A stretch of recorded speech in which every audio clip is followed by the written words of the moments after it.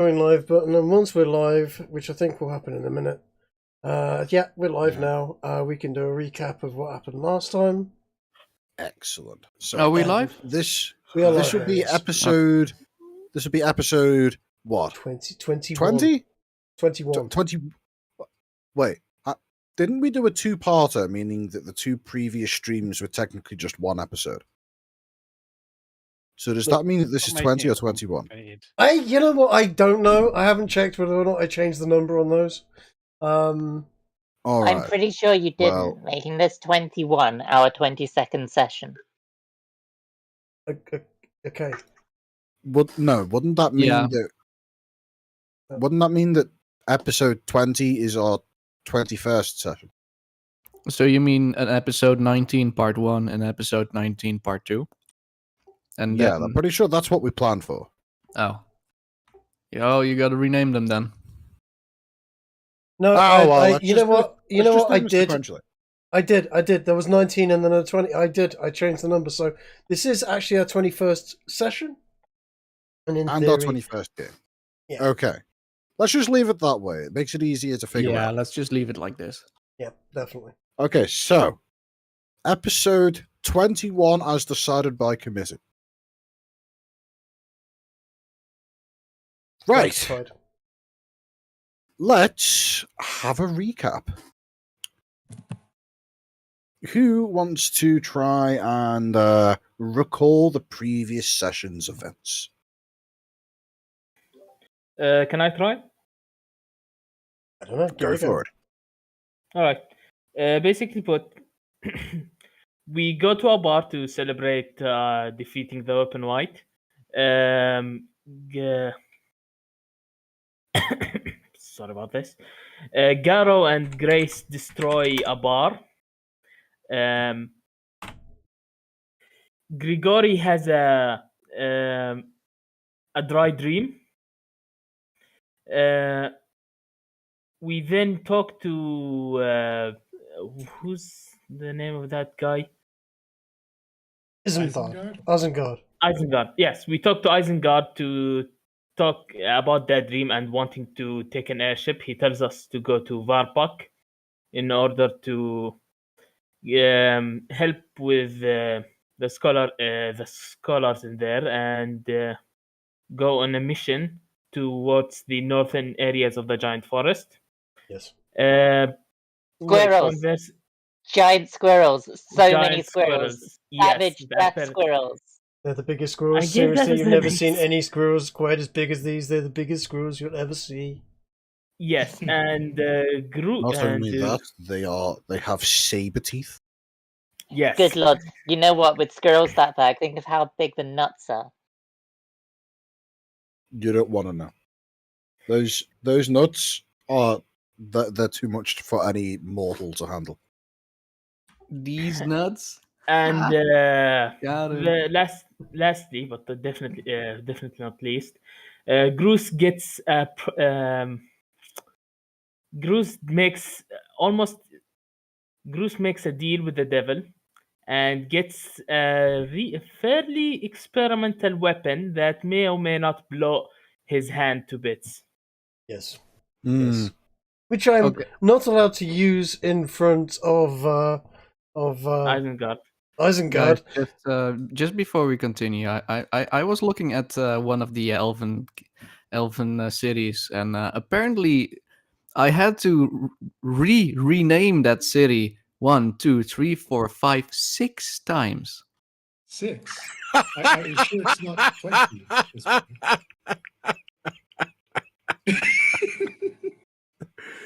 Theo, let.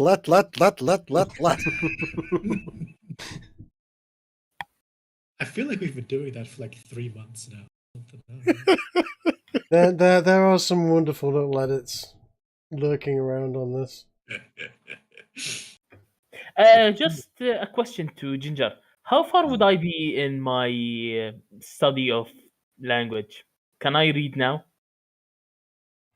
I would say by now you would have comprehension of a variety of words.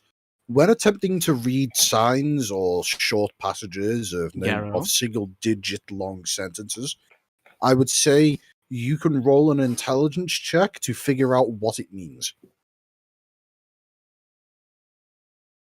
Anything longer than a short sentence, though. And it's just too much for you. So basically, this is Peter, this is Jane, this is a ball, this is a dog. The dog likes the ball. I have 20 in wisdom, for fuck's sake. Alright. Wisdom is not intelligence. Yes. Alright, I do have Wisdom intelligence. Wisdom would tell you that patience leads to understanding. Yeah, speaking of understanding, I have a history with the Varpak. Specifically one where I kind of fled from the place in secrecy. That is a good point. Perhaps it would be a good idea for either in character or above table for all of the players to inform Marsh and his character what has been discussed and see if he's able to offer any pearls of wisdom in return. Certainly. Also, I kind of want to... Yeah. Garrow should take the lead on this one, seeing as Garrow was doing a lot of the talking and convincing of Please stop putting Madam there. Oh, sorry, I'll turn it back to what it was. Okay, please stop also putting Lady there.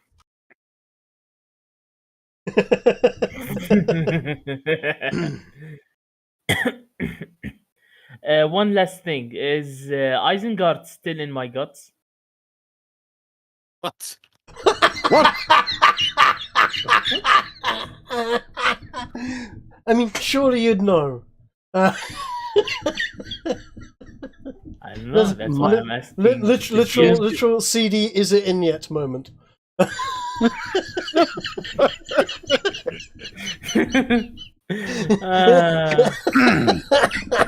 love intentional wordplay. Well, I'm just going to say two things. First of all, Chase. Yes. Never ask me if any of my characters are a part of you ever again. Okay. Secondly, and far more importantly, no, he is not. Where is he? Have we left off to? Have we left off where I'm still in spider form and talking to him? Or please remove the text. Or are we time skipped to something? Okay, so bear in mind my memory isn't perfect, but the last thing I remember having happened with the party was they had gathered around Isengard and informed him of their desire for an airship, being informed that airships are ludicrously expensive, being somewhere in the realms of the equivalent of a small mansion to buy, and only slightly cheaper to rent, and that if you were planning to take an airship out of the civilized lands, you would definitely need the joint funding of himself and at least one of the universities of Varpak. This resulted in the party then immediately deciding, let's go to Varpak, inviting Isengard along, and then I'm pretty sure that is where we left off. If it's only slightly cheaper to rent an airship than it is to buy one, then would it not make financial sense to just buy it outright? It's Ginger doing it, isn't it? It's me doing what? I mean... Also, couldn't we just buy lots of ship sails, get CD to grow us an airship chassis, and then fill it with lots of hot air? Well, the airships are run by Firestone. Still need... Right, yeah, so we just basically stick a couple of Firestones into a bag made of ship sails and wax, and then get CD to grow us a cabin out of weed. Yeah, we'd need a Firestone engineer. Don't we have one? Yes, we do. It is me. Yeah, that's what I was insinuating. We might be able to make our own. Yeah. I mean, that way we could just go straight for Nordshire up through Penis Pass and on. Penis. Anyway, these things run on hot air, right? I wonder if we're going to Varkey in official capacity. I wonder if it would be fine. No, Garrow, that doesn't mean that you could power it by having Garrow continuously talk at it. Damn it. May I roll an insight on that to see if Garrow accepts your explanation? To see if Garrow accepts the unspoken word of God. No, Garrow is convinced that he can talk an airship into the air. Here's the thing. Kiki did just describe me as being the unspoken word of God, which means technically I didn't speak it, so therefore he didn't understand it. I mean, within this campaign setting, yes, you are. You are literally the one who decides what does and does not happen. I think I need to roll insight to see if Garrow understands that you are unhearable. No, he can hear you. Roll. You're rolling insight to see whether or not you accept the existence of the fourth wall. Pretty much. Shouldn't that be perception? Well, it doesn't make a difference. It doesn't make a fucking difference. We rolled perception. Unfortunately, we are only able to see 3 walls at any given time, as the other one is behind us. This does also mean we have disadvantage when fighting walls because we are always being flanked. Oh dear. Let's hope you don't run into any room-sized mimics, huh? Oh my goodness! With a bar that's a mimic, that'd be amazing. Actually, I'll tell you what. Oh, Marsh, just because you weren't here last session, Gruce definitely wants to. Last session. You did, so you know about Gruce's new weapon? His No, he doesn't. His pants, yeah. Yes, it's my secret. Know about that.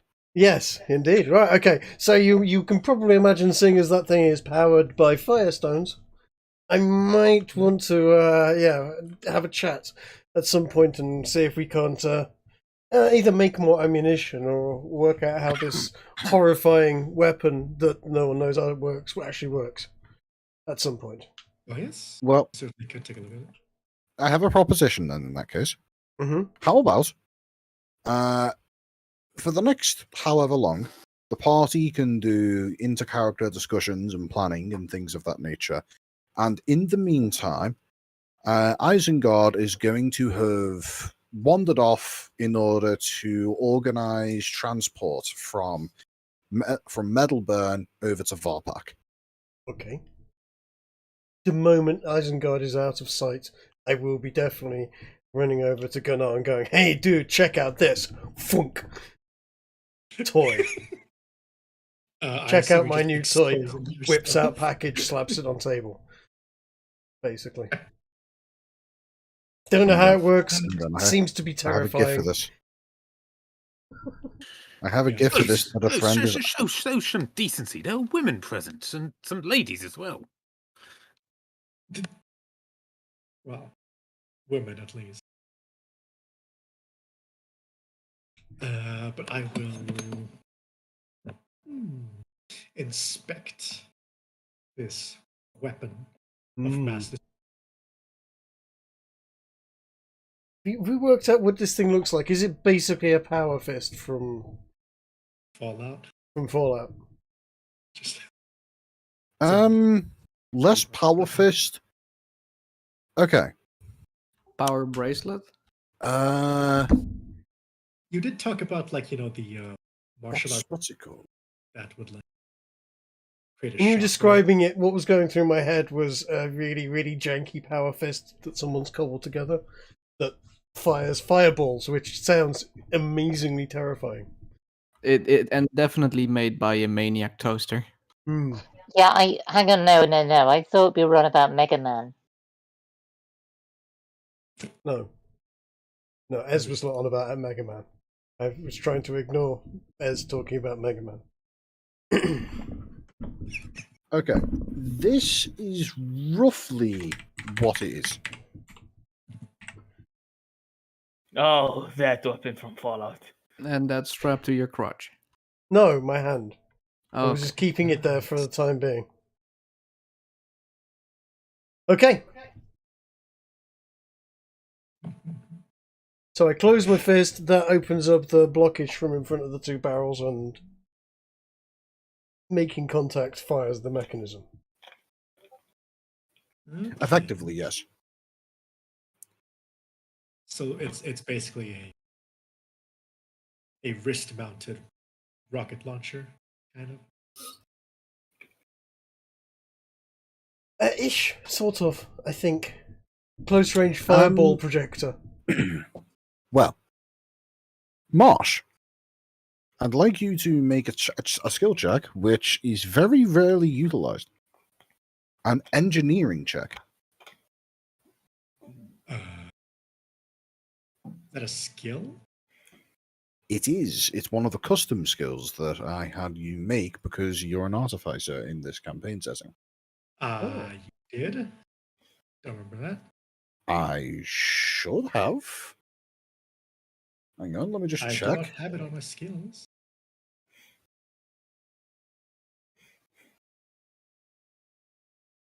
It wouldn't be in skills. It should have been in tool proficiencies and custom skills.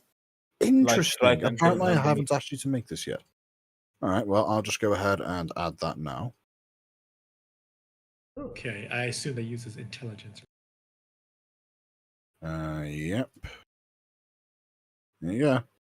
Can I add my wisdom to help? I mean, my intelligence will do whatever, but I would say you can. Go on, give him advantage because of my help.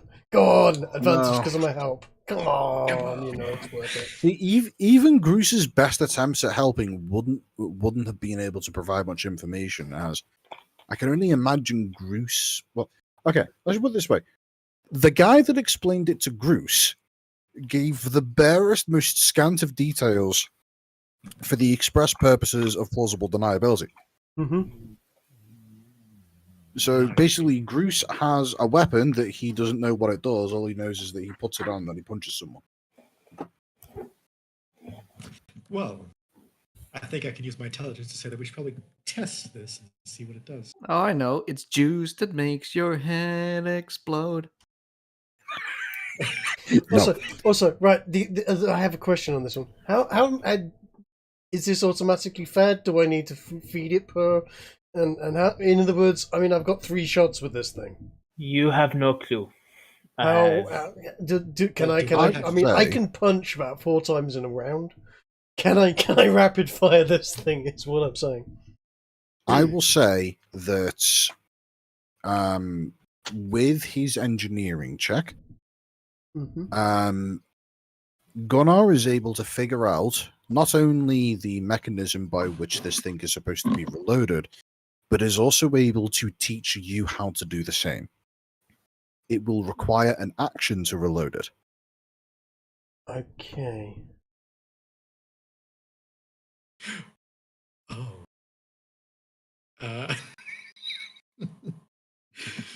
So that's okay. That's okay because I could basically use it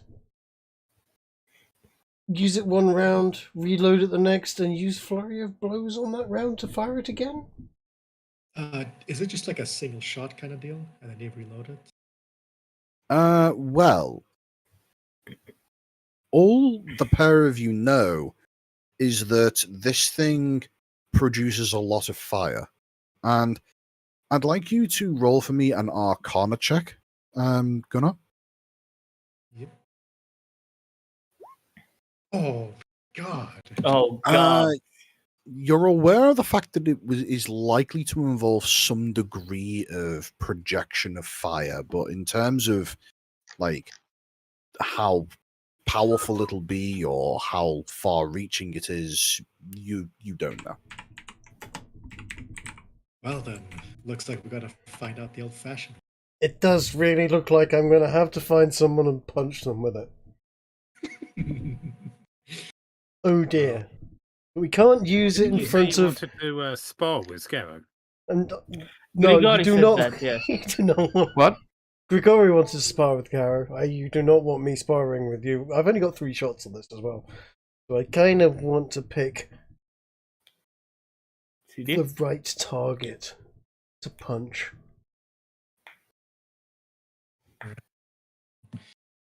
Well, speaking of the right targets, perhaps we should discuss if we're going to VARP.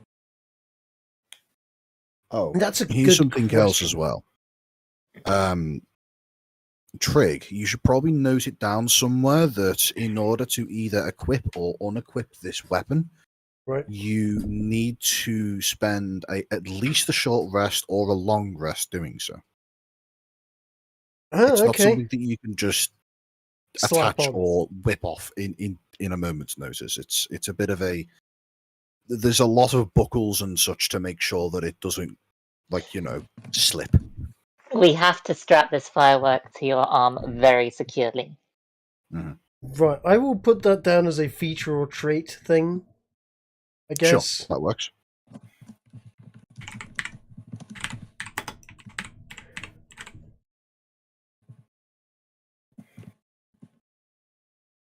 I'm going to put that down as an other, because I don't know what the hell it is.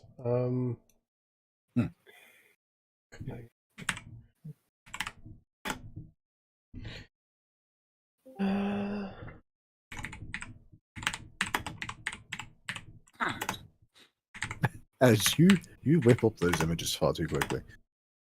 Yes. Perhaps.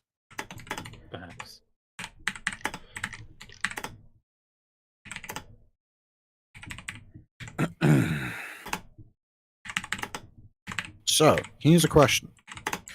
Do you want to test this thing inside Burnell Hall whilst the master of the house is away and you could potentially hide the evidence and maybe even figure out how to manufacture more of the ammunition? Or do you want to save it for when there is something worth punching in order to be sure that you don't waste any ammo? Only 3 shots. I kind of want to sort of lean towards the latter, although it is sensible. Or whatever his name was, Dave, who said, gave this thing to me, did kind of say he'd want his money back and would disavow if Isengard, I keep on wanting to call him Isengard, finds out about it. So I'd rather it be in combat and then pass it off as this old thing. I've had this family heirloom. I had this lying around for ages. The monks gave it to me. It was like that when I got here, etc. Might I recommend just doing a quick test roll of deception to see how well that probably would go? A quick deception test roll? Sure. Yeah. Delightful. Middling. Distinctly middling. Did you show this just to Gunnar or to everyone? I literally collared Gunnar and went, wait, check this out, dude. I've just got this. Keep it on the lowdown. Don't tell anyone because I've been kind of sworn to secrecy, but you know about these Firestone things. Yes, although this device is unfamiliar. Yeah, it's experimental. I'm going to roll perception to see if I see what you guys were getting excited about. Nope, I don't. I roll perception too. I want to see what the fuck they're talking about. Everyone's rolling perception to see the contents of Gruce's loincloth. Don't worry, Chase. I'm sure you'll find out what this is about soon. That sounds like a threat. Honestly, going how PvP sessions tend to go, that probably is. Hey, you promised you wouldn't stab me. No, For free drink at every tavern. You can't stab people with a punch. Okay, Yes. you promised not to attack me. I don't know. Fisting. Anyway. He does have quite an experience with it, doesn't he? God fucking. Why am I attacked by every single member of the party? For fuck's sake! Because it's easy. Yep.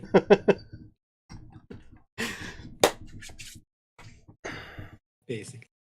At this point, you could almost consider it to be a rite of passage, and that it's just simply Gruce's turn. Yes. Just remember, the deed is off if you punch me. Alright? If this thing does what I think it does, I will. Yeah. You know, if you do that, I'm just gonna do this. Hmm. You're going to make a Constitution save. Yes. And take fire damage. So, I've got a few things to think about and a few things to type up. I would like, in the meantime, for you to do whatever you please. If you need any input from me, I'll be here to address it. How did you get that I mean, DC above your spell thing shall there, we- Chase? How did I get what? How did you get the DC above your spell there? You just list it as a spell. Like I got it on mine as well. Yeah. Hang on. What do you mean you list it as a spell? Well, I just dragged mine in from the compendium, and it filled Ah. everything in automatically, Ah, including okay. that. So, like, Oh, Where's I see. Let me just try something. Yeah. So, Okay. while we're waiting for Ginger, shall we get this whole Grigori versus Garo thing out the way? Feel free to do PvP. If you like, I can drag you all over to a map with which to position your characters and do things of that nature. Alright, thank you. How should I say this? Could I have bought a smoking pipe while we were in the city? And I believe I had a list of things I wanted to do while we had some off time. Yes. Well, look, if you're just gonna buy stuff, you can do that all session. Okie dokie. Feel free to utilize this memory-inducing map. I'm sure. who is to be dueling? Oh, it's Garo and I. Ah, in that case, I shall bless the both of you for this fight. Doesn't that kind of cancel it out? Yep. Yes. It's perfect. Okay, so this is blank. There we go. It gives you all an extra 1d4 to your attack rolls. Means it's likely to be more eventful. Or saving throws. Oh. Which actually we're back on the boulder and with the. Oh no, I'm getting rabbit PTSD. What? I think my Roll20 is broken. I'm still on the main map. Oh, you're not loaded into the new map? No, Nope. he's not here. Look. A boulder. Oh, yeah, you're. Ginger, you I'm broke back. Roll20.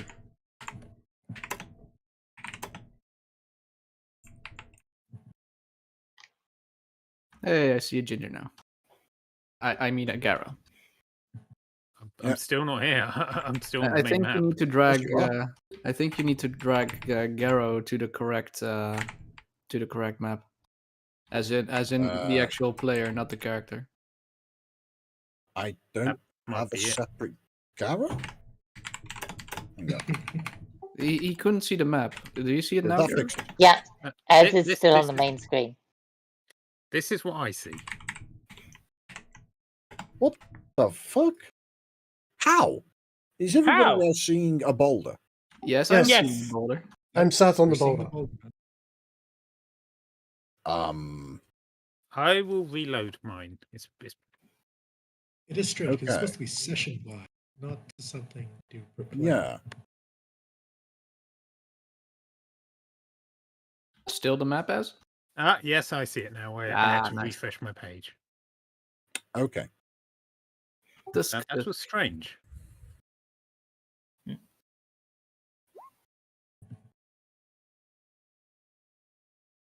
Why is there a giant waffle in the middle of this map? Oh no, that's a boulder.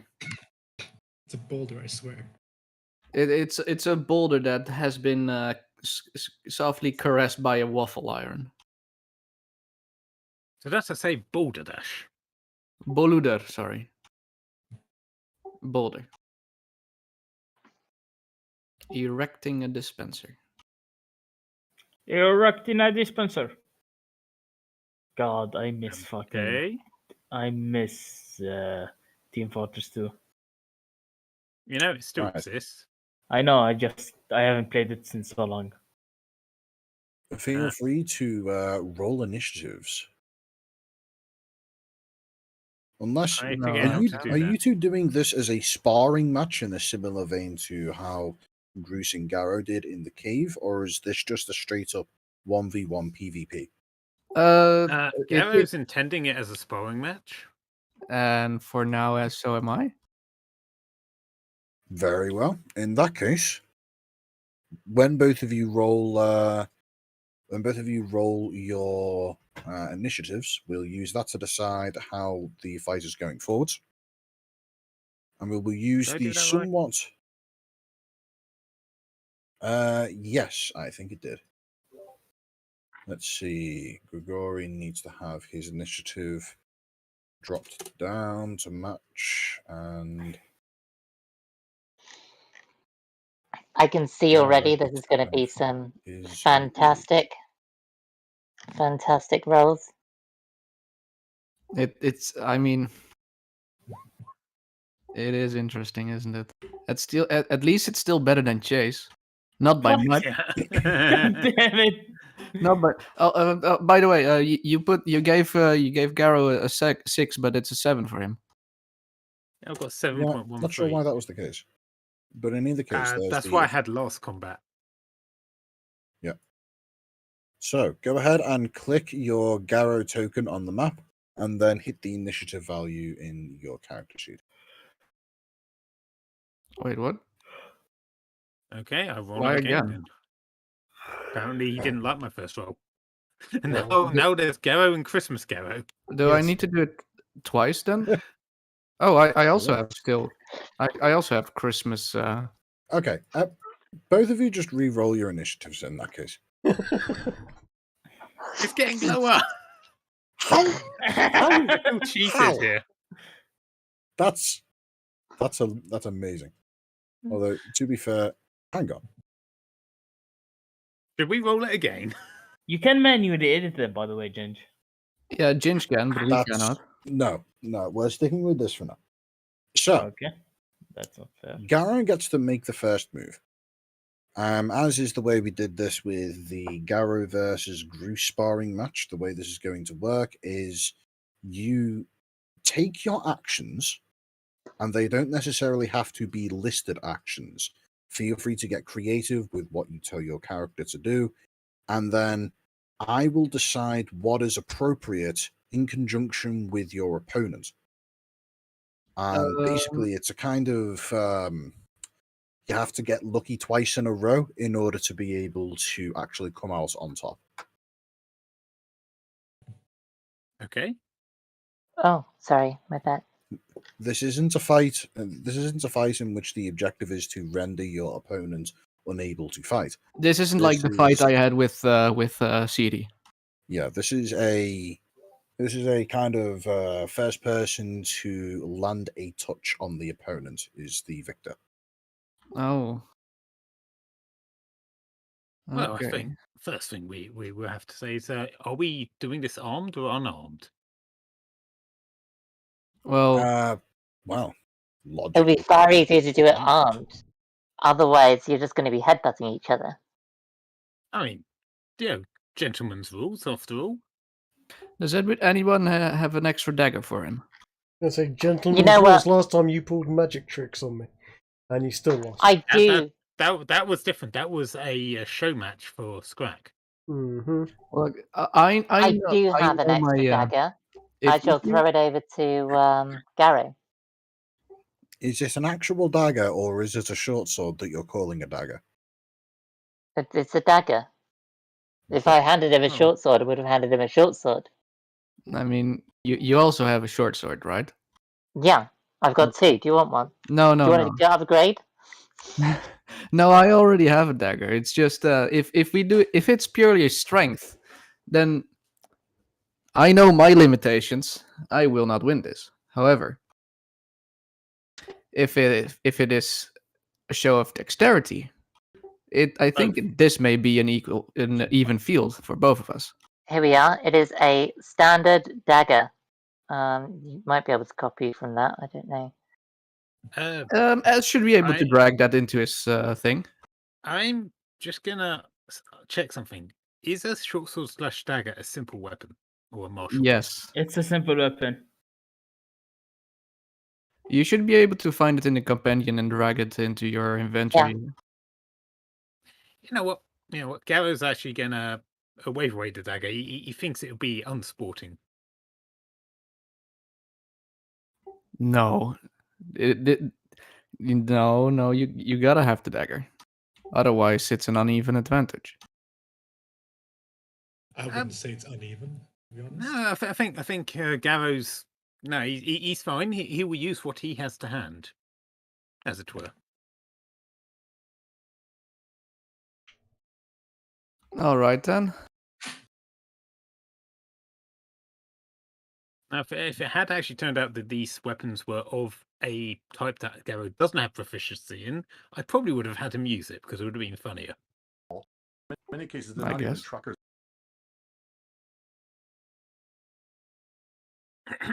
So, what about you, elven friend of mine?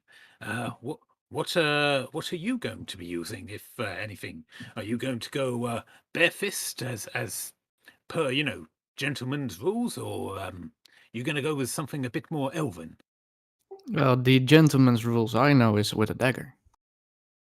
It's slightly more civilized than using your bare fists. I mean, besides, kind of back alley, gentlemen. I mean, our friend Seedy may go for that sort of thing, but no, a real gentleman would never do such a thing. Of course they would. What was that supposed to mean?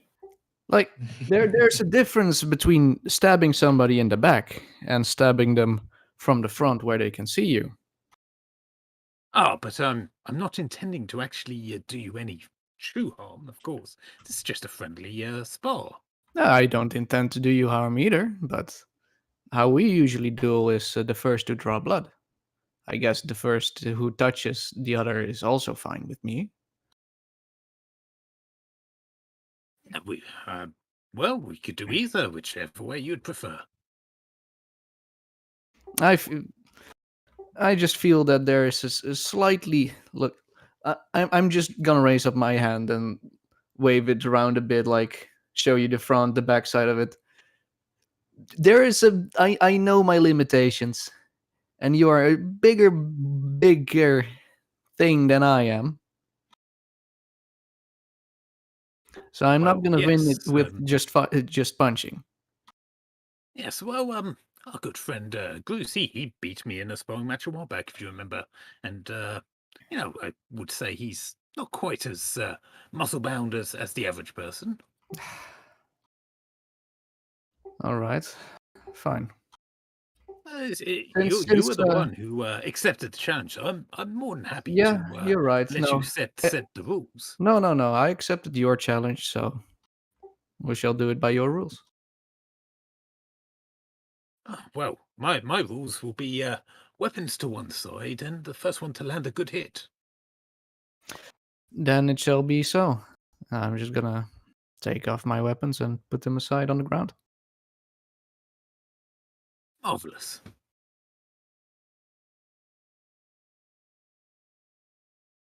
Would you guys please make some room for us? Innate abilities are, of course, completely acceptable. Yeah, sure. That's fine.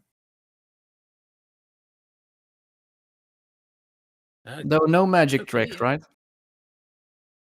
Oh, no, of course. That would be rather unsporting. And was that Garrow flourishes and takes off his hat in a extravagant bow and sets it to one side?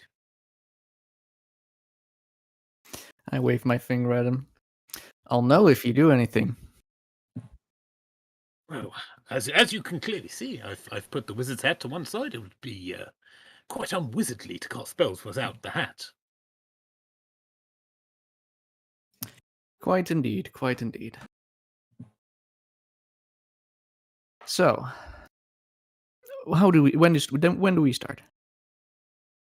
As soon as you say you're ready, we may begin. All right.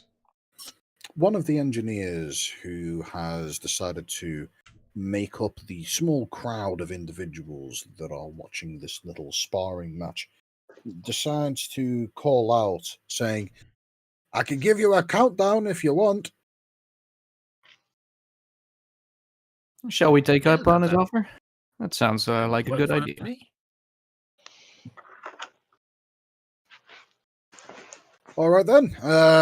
She takes what looks like a wrench off of his tool belt, and he says, "Can I count to 3 and drop this? When it hits the floor, that's when you go. That's when you can start. Sound good?" That sounds good. She Yes, sounds perfectly fine. He lifts the wrench above his head and counts down 3, 2, 1. Lets it go, and well, with the initiative values rolled earlier, Gregory gets to take the first go of this sparring match. All right then. We did say only fists, right? Fists, feet, grappling, anything like that's game, as long as you're not using a weapon. Okay. If you've got like any innate like dodge moves or something from your class, that should be fine as well, I'm sure. Yeah. He's gonna hide in plain sight and then backstab you. Oh no. What's he gonna hide in? The crowd. Teleports behind you, nothing personal. Exactly. No. I just realized that I don't have any fist. I don't have any. I didn't put any melee in my attack list. Oh dear, oh bother. What's what is the It's attack? 1d20 plus strength to hit, and then 1d4 plus strength in damage, I think. No, that's if you're a monk. It's 1 plus strength in damage. Strength. I thought it was, hold on a second. So, I've got a rule here for this. Under normal circumstances, people are not actually proficient with fists, which I've always thought to be particularly stupid. So, you have proficiency with an unarmed strike, meaning you get the ability to add either your strength or your dexterity modifiers to your unarmed strike. As you can see here with Kiki, she has a +3 to her strength modifier, as well as the +3 from her proficiency bonus, giving her a total of +6 plus whatever dice she happens to roll. Kiki, do you have a separate one for slap and punch, or is it all the same? I would consider it all to be the same. Same. The only difference between a slap, a punch, and a kick would be flavor. I do quite a lot more damage. A regular fisting is quite something from Gruce, yes. That was maximum damage. What did you say it was? What was the? Was it a 1d4 or was it a 1d? The damage is just 1, not a 1d4, just 1 plus your modifier. So if that's dexterity, 1 plus your dexterity modifier, or if you're choosing to use your strength, 1 plus your strength modifier. Okay, you did say proficiency, right? Yes, your proficiency bonus is added on to the to hit. Yes. Also, if Ez casts forgot his name for a moment, then if Garrow casts hold person, you can accuse him of using magic. And I'm assuming it's blunt damage. Bludgeoning. Yes, it would be bludgeoning.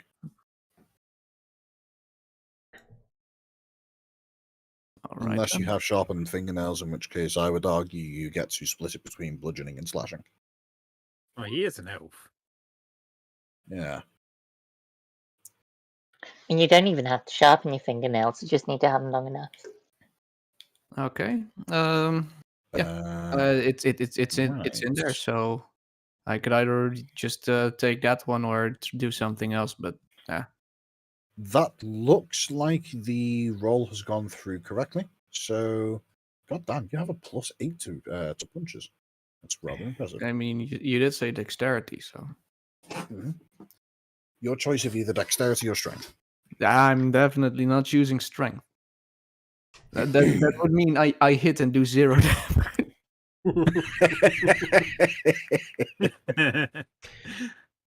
That's probably sorry, isn't damage 1d4 plus? I thought damage was Sorry, damage is 1d6. No, Ginger said 1 plus a modifier, so my 1 plus strength would be 1 plus -1. No, the damage is determined by whether or not you have proficiency in martial arts. As a monk, you do have proficiency in martial arts, meaning you get to make use of damage dice.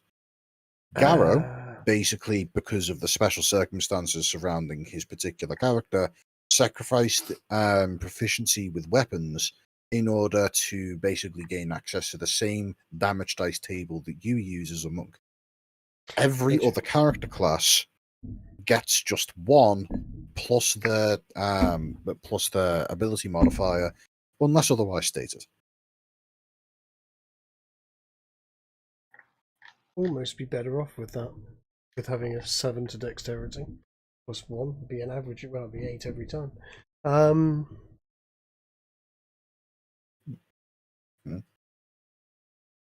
To get a 7 in dexterity, you would need to have a dexterity of at least 24. Yeah, I guess. Oh, I see. Sorry, yeah, no, I've got. Yeah. Sorry, it's the same. In any case, I did roll an 11. Yeah, mm-hmm. Which wouldn't hit. So, did you get a second attack as a Rick? Ooh, good question. No, he doesn't. Rogues don't get multi attacks. No. Typically, the only way a rogue is able to make multiple attacks per turn is by having first dual-wieldable weapons and then using their bonus action to make an offhand attack. Yeah. Yeah, you get uncanny dodge. Yep.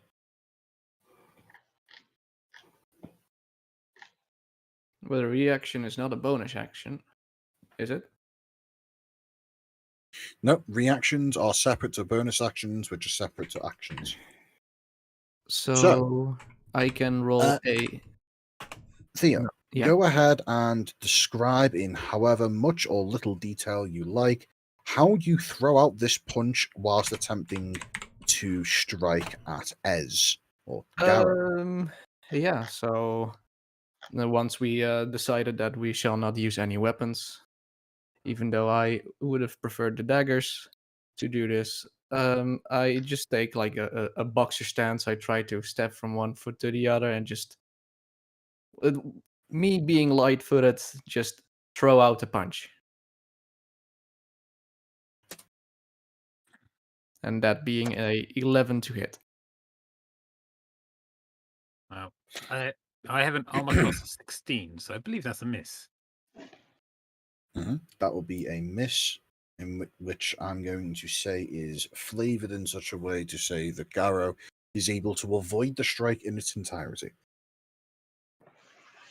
Garrow basically just leans back and to the right as your fist just sort of whiffs past in the air to where his face was.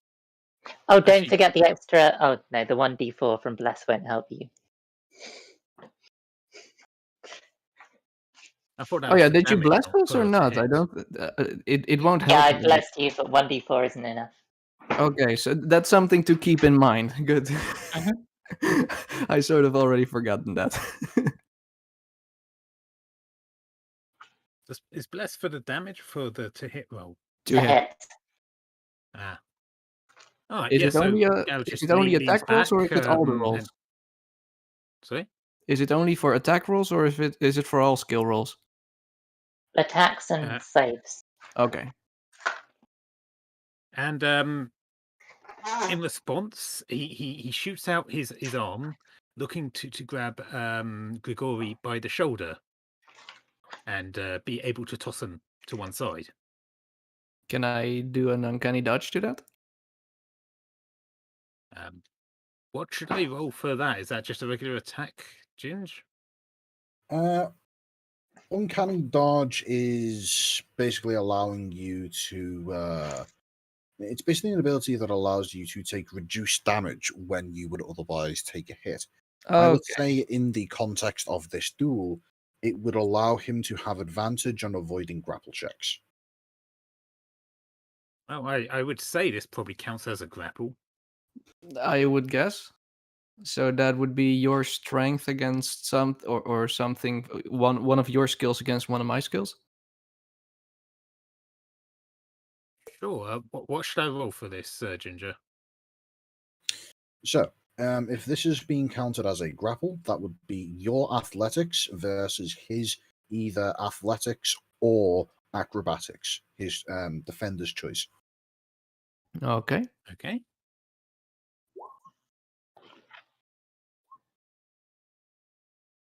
Well, even with the advantage supplied by Uncanny Dodge, Garrow manages to land the hit. You have grasped onto your target. How do you choose to ragdoll him? In the same action of avoiding the punch that Grigori sent out, Garrow basically deftly moves around the punch, grabbing Grigori by the shoulder on his offhand, and basically just throwing him to the side towards some tables. Wait a second. Is it now his turn again? Or did he have extra things to do after doing the grapple? Well, this isn't an actual fight, so there's plenty of flavor text being added into all of the actions here. So your turn was you opened up the fight by attempting to make a strike against Garrow. In response, he was first able to avoid taking the hit due to it not surpassing his AC, and was then able to, on his turn, respond by basically grappling you and throwing you away. I would say roll an acrobatics to see if you're able to recover from this throw. All right. And it seems as though Grigori takes a bit of a hard landing. I would say that would be 1 point towards Garrow in that case.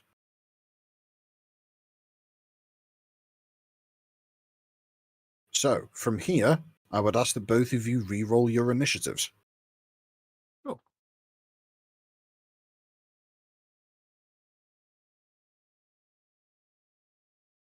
God damn it. Okay.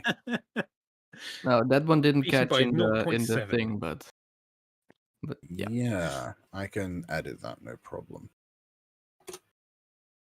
So, by a hair's margin, Grigori gets to go first. Okay. This is planning out to be slightly different than I thought. So, how far away am I from Garrow now? I would say, given Garrow's strength, let's say you are 10 feet away. He's managed to throw you a distance. If this was an actual fight, I would have said that you would have taken somewhere in the realm of 1d4 bludgeoning damage from that toss. Okay. Well, I quickly get back up to my feet. And what I plan on doing now... Oh.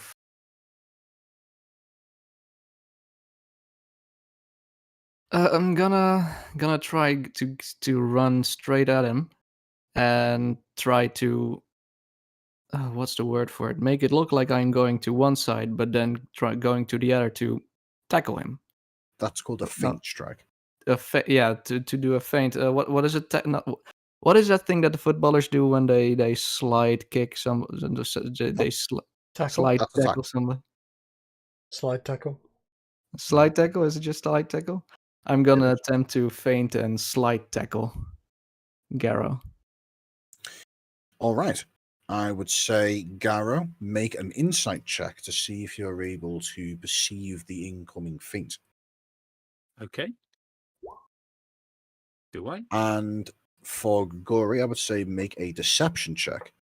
If your deception is higher than the insight check, which it is, the feint succeeds, allowing you to have advantage on your next attempt to land a blow on Garrow. All right. Since it's melee, I'm just gonna say fist again then. Or is it?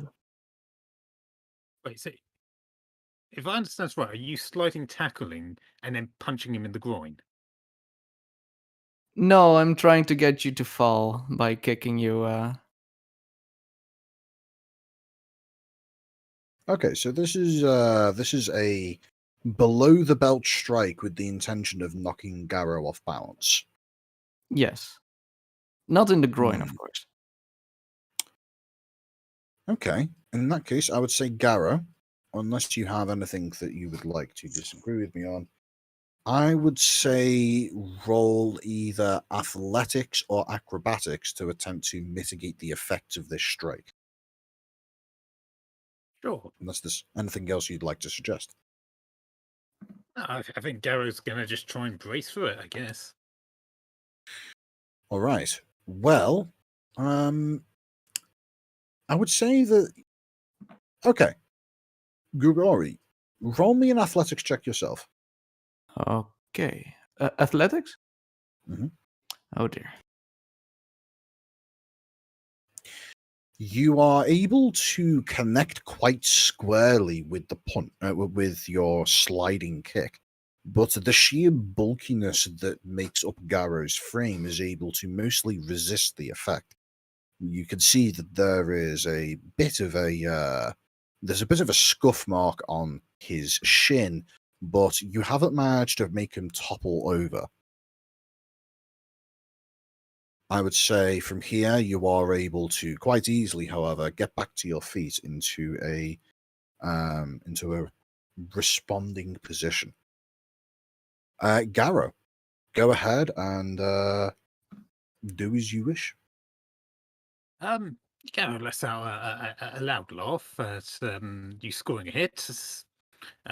He's really getting into it now. He takes half a step back, crouches down, and then goes for an uppercut.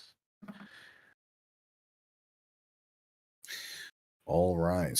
So, you know what? Given that Grigori did actually manage to land that hit on your shin, let's say that is 1 point to each.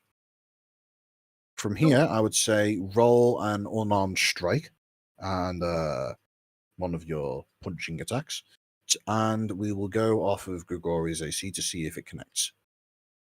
Okay. That does not connect. I should hope not. All right. Grigori, you have an opportunity to make a response to this. I'm gonna try to use his momentum to grab his arm and. You said uppercut. Wait a second. Uppercut is the one where you go from down towards the up, fire right? punch. What? If you ever played Street Fighter, think of Ryu's fire punch, Dragon Punch. No, I never played. It's from down towards up, right? Yes. Okay. I'm gonna try to turn that using his momentum into make him sort of I just found the perfect image of an uppercut. Yeah, that's all I'm gonna say is oof to that one.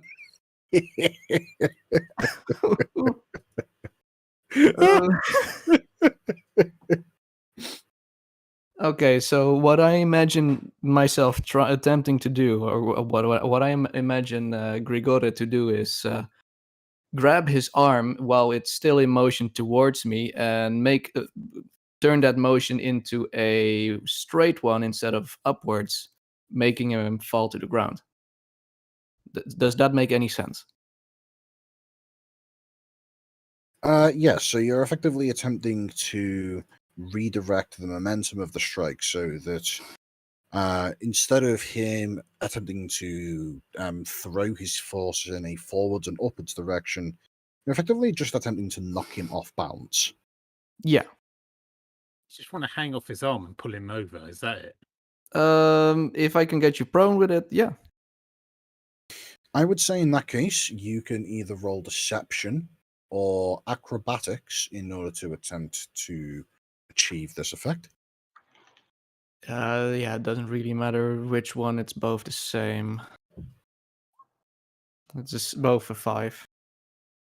And from there, I would say, Garo, go ahead Yeah. and roll athletics or acrobatics yourself in order to try and resist this effect and try and basically just muscle through and carry your momentum. Okay. So I imagine Grigor is just hanging off Garo's arm, having no real effect. Yeah, you feel a fair bit of resistance suddenly get taken in on your punch, but not on the fist side of things, instead hanging off your bicep. And you very quickly realize that there was an attempt to throw you off balance. So, Garo, this is your attempt. Yes. This is now your turn. How do you respond? Well, given he's already hanging from my arm, I'm going to try and grab him with my other arm, and if successful, I'm going to suplex him. Before you do that, I'm gonna say you're quite a rock, aren't you, boy? Aren't you, Garo? Garo raises an eyebrow at that and laughs, wondering if you're trying to flirt with him. No, I am not. He Just didn't say- ignore that I said boy. Just you're quite a rock, aren't you, Garo? That's all I said. He still was not sure whether or not you're flirting with him. Nonetheless, he's going to attempt to grapple. Would I get advantage on this since I've already got one arm in the right place? It's not particularly easy to grapple someone that is currently hanging off your left arm using your right arm. There's a bit of, contortion that you have to do there. So I would say this is a straight roll. Would it be a straight roll because I also have the uncanny dodge? No, since you're hanging off him, I wouldn't allow uncanny dodge to take effect here. Yeah, exactly. So it would be a straight roll because he would have advantage because I'm close to him, but I also have yeah. Never mind. All right. Yep. So Garo's intent is to grab Grigori and suplex him. Okay, so I would say in that case, Garo, you can go ahead and roll athletics, and Grigori, this would be most likely acrobatics in an attempt to escape his grasp. Should I add the Acrobatics? 1d4 from the bless for this? Ooh. Oh yeah, we haven't been. To. You're right. We haven't been using that bless at all.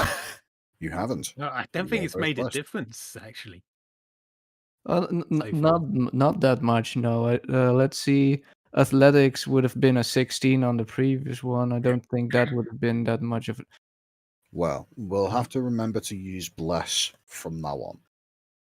But in either case, Garo is quite effectively able to grab onto Grigori using his own bicep as effectively a blind spot as he reaches over his own arm and grabs you by the small of your back. Garo, go ahead and describe how you now handle the elf. Well, with both hands firmly holding the elf, Garo puts all his weight behind him, lifting the elf up as he does. So Grigori's head hits the ground behind Garo before any other part of Grigori or Garo himself. Oh god, you're doing a reverse suplex, Jesus. Mm-hmm. All right, then. I assume I should roll something for that? Yeah, I would say both Gregory and Garrow can roll your choice of acrobatics and athletics. If Garrow rolls higher, the fight's over.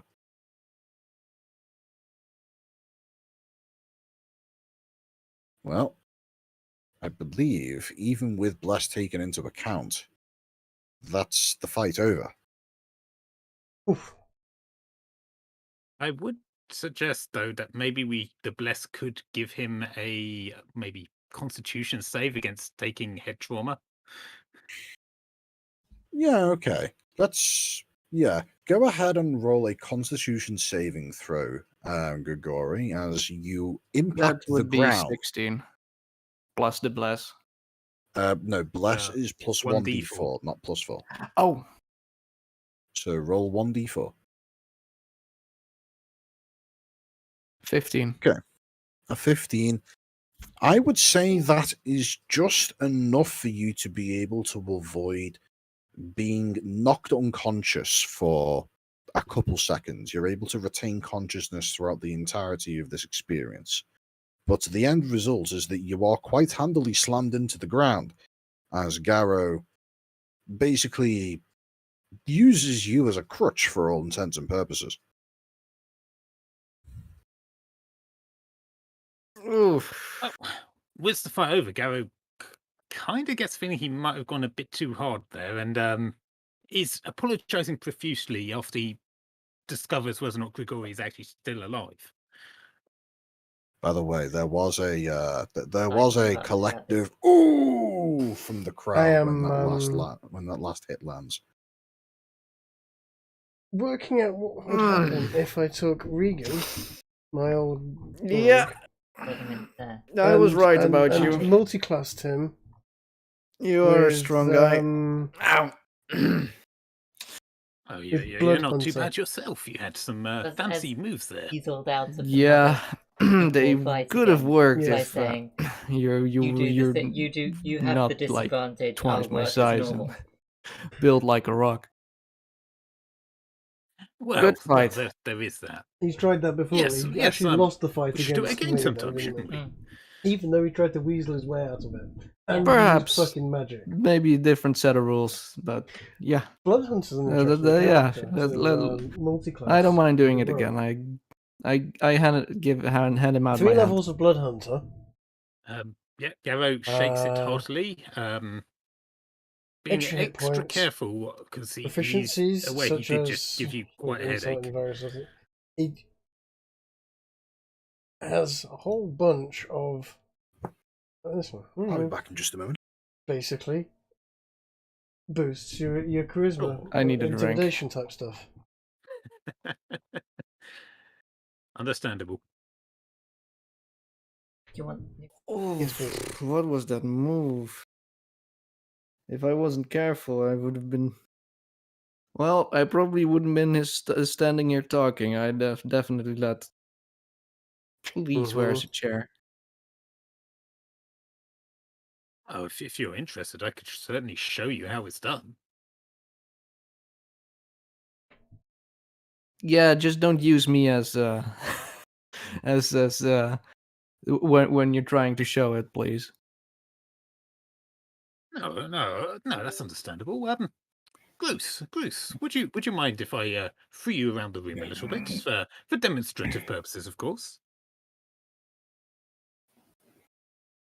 If you're thinking of trying to do that move on me, yes, I would mind.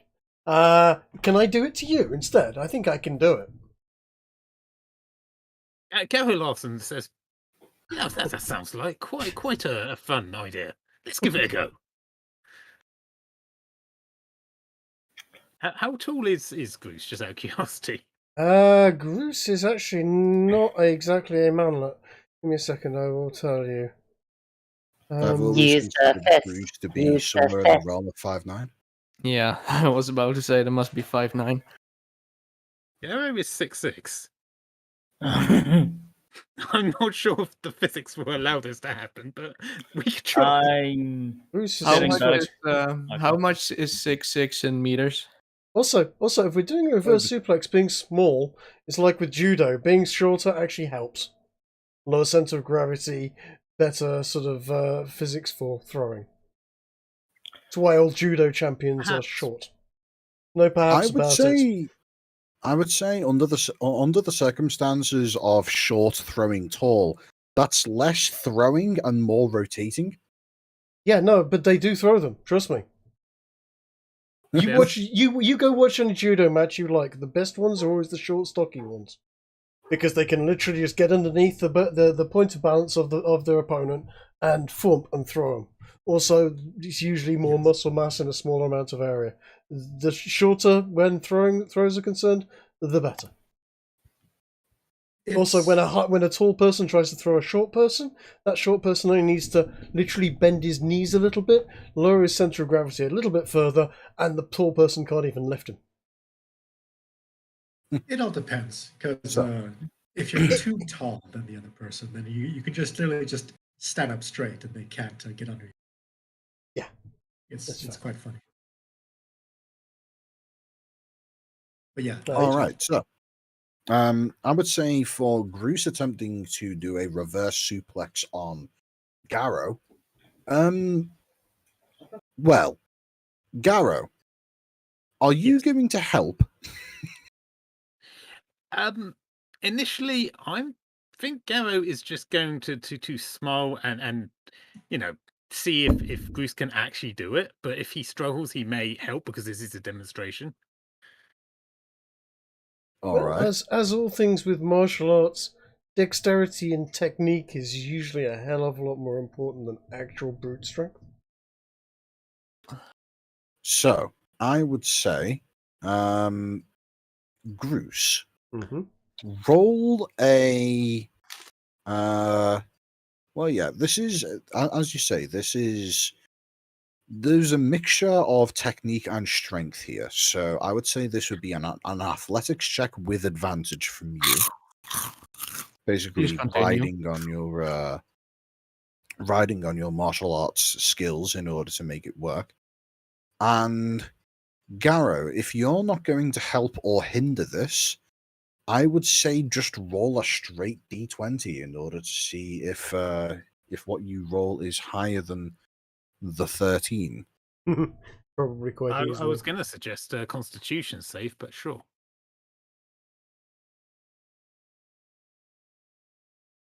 One d20, yep. Uh-huh. It's also probably a good idea if we're demonstrating. Oh. All right. I'll let the pair of you discuss and describe how this ends up going. I have an idea in my head, but it might not match what you come up with. Well, at the start, Garrow's just standing there, arms crossed, smiling a little bit. He knows you're capable of doing some things, but he's a bit skeptical if you can just out muscle him. However, he finds out fairly rapidly that strength isn't everything in a fight. And that all of a sudden his center of balance being that much higher than Gruce's, and a little bit of leverage being used, he's all of a sudden flying, shall we say, arse over tit? Apex over over extremities?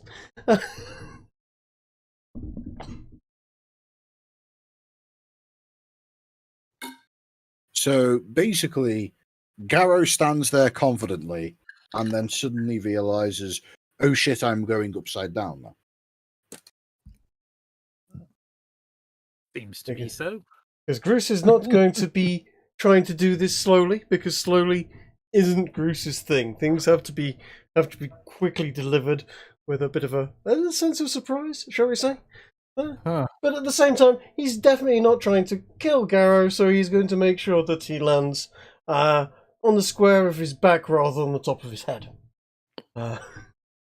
Kind. That would be appreciated since his hat is not on his head, so he has no protection.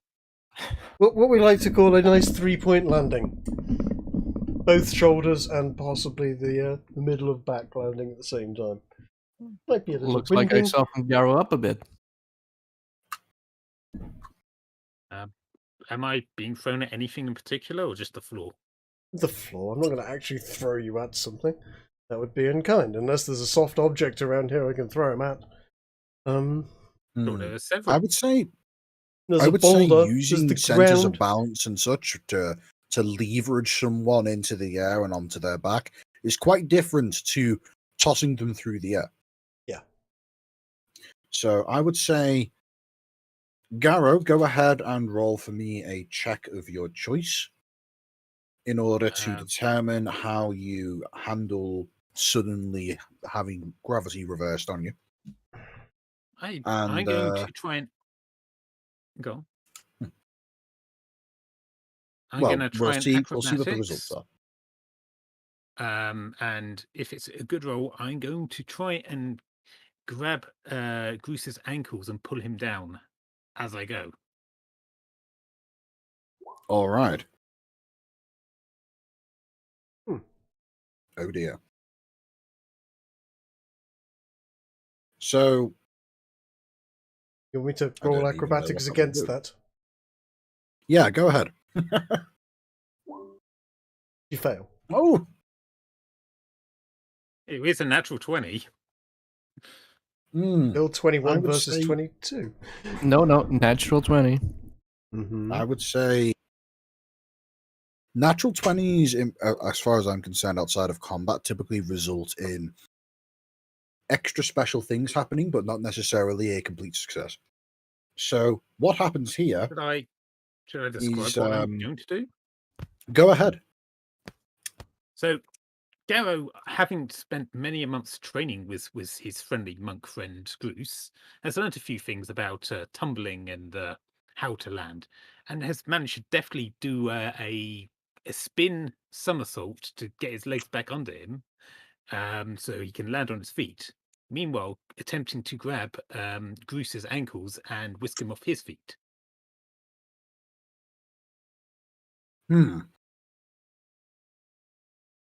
Well, here's the thing. We've already discussed and decided that you have been effectively slammed shoulders first into the ground. There isn't a whole lot of recovery from that. So what I would instead say is, on your way towards the floor, would you agree that that level of acrobaticsness results in a sudden and extreme version of getting pantsed by the own victim of your suplex? I'm going to say be careful, because knocking me off my feet doing this throw could injure you if you think about the mechanics of it, of what's going off. You don't want me to not land you properly when the top of your head and neck is involved in the throw. Doing a lol, this will be funny, and oh, I've got a broken neck. Probably a bad idea. Perhaps, but I assume this is post you throwing, but prior to landing. A suplex you and throw all the way through the whole throw. Don't let go. Yeah, this is a suplex. This isn't a throw. So, well, it's a throw in this. It's a throw in the martial arts sense, but it's not a throw in the conventional, everyday sense of object leaves hand and stays airborne for a period of time. It's also a remarkably dangerous throw, which is why I was dubious as to use it. Well, in either case, unless there's any objections, Garrow lands quite handily, but also takes whatever equivalent Gruce has for shorts and pulls them down alongside him. Sure. I'm not wearing any shorts, I'm wearing a robe. Fair enough, so you're instantly fully disrobed. Mm-hmm.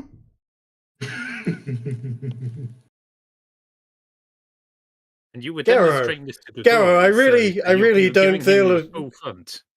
I really don't think of you this way. Please, can I have my clothes back? This is not how. Garrow laughs and recovers himself back to an upright position and hands them back. Says, "Oh, sorry, good chum. You know the combat reflexes. It's hard to suppress." Garrow, of course, has not seen anything because he was thrown. He was suplexed behind you, but I'm sure everyone else got a good look. As I say, particularly Gregory, since that he was the one we were demonstrating to. That's a good point, actually. In fact, if I remember rightly, according to the picture, all you will get in that case is me wearing a pair of white boxer shorts with pink hearts on it. Pretty much, yeah. And I guess do we see the gauntlet?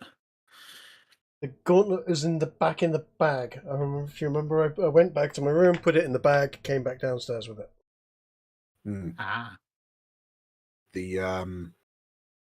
The gauntlet currently isn't on display. And thankfully, neither is to see people. Gauntlet was rather a lot of equipment. There's only so much room between my legs, and most of it's already taken up with the gauntlet, where things were getting a little bit chafy. That's why I had to go back in the bag. Well, with this whole series of events having come to a close, is there anything else anybody would like to do, or would this be an opportune time for Isengard to make his way back to the party with news? Dear God, yes. I just offer anyone who's hurt by all this fighting free healing. Good call. So, Clapping, quite impressed, making his way through the courtyard after having witnessed Garrow be thrown by somebody half his size. You all see as Isengard makes his way back into the courtyard of Burnell Hall, clapping and exclaiming, "That was glorious, all of you! Very well done, especially to you there," he says, gesturing towards Gruce. I will take a comedic bow. And he quickly makes his way over to you, Garrow, and assuming you haven't already gotten yourself up off the ground, helps you up and says in a somewhat hushed tone, "And I'm especially impressed with you, demonstrating all to the others. Very well done." No, Garrow just smiles and seems a bit abashed by receiving such high praise. He's, it's been a long time since his mentor has given him such honest praise. I would say you don't need to roll an insight check to see that he's praising not only the fact that you're quite clearly still capable of performing these feats of athleticism, but the fact that you are now confident enough to begin giving the beginnings of teaching routines to others to help them on the same path. Ah, nice. But in either case, he gestures wide-armed to the lot of you and says, "I have made some arrangements. We just simply need to figure out the precise details of when and where we're going to be setting off from. So, if you wouldn't mind joining me, we're going to head to my office to get things written down on pen and ink." And then promptly turns around and begins making his way into the main area of Burnell Hall. Burnell Hall, by the way, I'm not sure if I've explained this to you yet. It's like a large manor house kind of scenario with a walled off courtyard that is kind of external to the manor itself, but the two facilities basically being connected to each other. You could consider the courtyard to be kind of the gardens of the area, but it's definitely not a garden. It's more like an open-air workshop, if anything. But in either case, as all of the party make their way inside the main building, following after Isengard, he soon leads you up through a couple of doorways, along a corridor, and up a staircase, before gesturing you all to join him in what you presume to be a private study of some sort. Inside, you are suddenly greeted by an entirely different kind of experience to what you would have seen from the rest of Burnell Hall. The rest of the facility has been relatively industrial in feel, with a degree of cleanliness to the floors and walls, with various hard floor surfaces, preferring stone over woodwork and things of that nature. But no, this office that you enter into has a much more homely and comfy feel. As you walk in, you are immediately able to see that the floor quickly transitions from a hard stone tile flooring to a small, well, ironically, a welcome mat, before immediately turning into a rather thick and luxurious red velvet carpet. Extra thick? Extra thick. It's an interesting sensation stepping on this carpet. Many of you would be unfamiliar with the level of luxury of such a thing. And it ends up feeling, to those who are more familiar with natural circumstances, like the mossy coverings of a forest floor, with just a small degree of bounce to it, but otherwise remaining relatively firm. The entire place smells of some interesting incense, which seems to be somewhere in between maybe a mixture of cinnamon or something else of that similar nature. It has a very a warm feeling to it. And as he steps in, you see that on the left there is a large cabinet filled with various items. You see ships in bottles and various what look to be perhaps trophies of old engagements, maybe. All sealed behind this this protective glass cabinet, with the right wall of the entire facility, well, the room, I should say, consisting seemingly of drawers upon drawers upon drawers. You get the impression that there is a degree of file management taking place in here. But this all pales in comparison to the large stained glass window, which is at times visible from the outside, albeit you have to stand at the very edge of the courtyard to be able to spot this. A circular dais of sorts embedded into the wall in the form of a stained glass window, taking the approximate pattern of what could either be a particularly extravagant and exotic flower, or maybe some kind of symbology of a god of some kind. You're not entirely sure. Anybody who wishes to make religion checks, feel free to do so. But carrying on, por favor. okay, as religion checks roll in,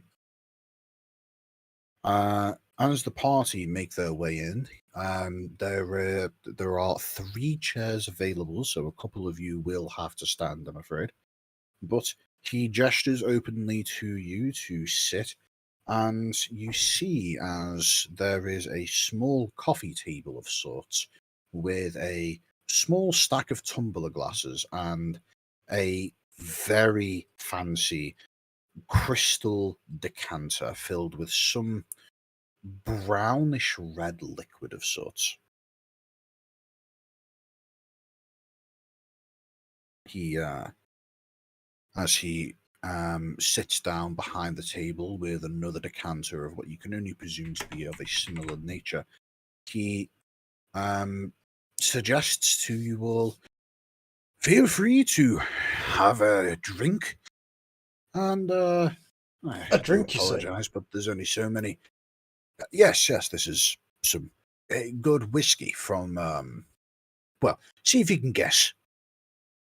As he takes out this small, much smaller version of a similar looking crystal decanter. You presume that maybe a matching pair, and pours himself a small amount of this.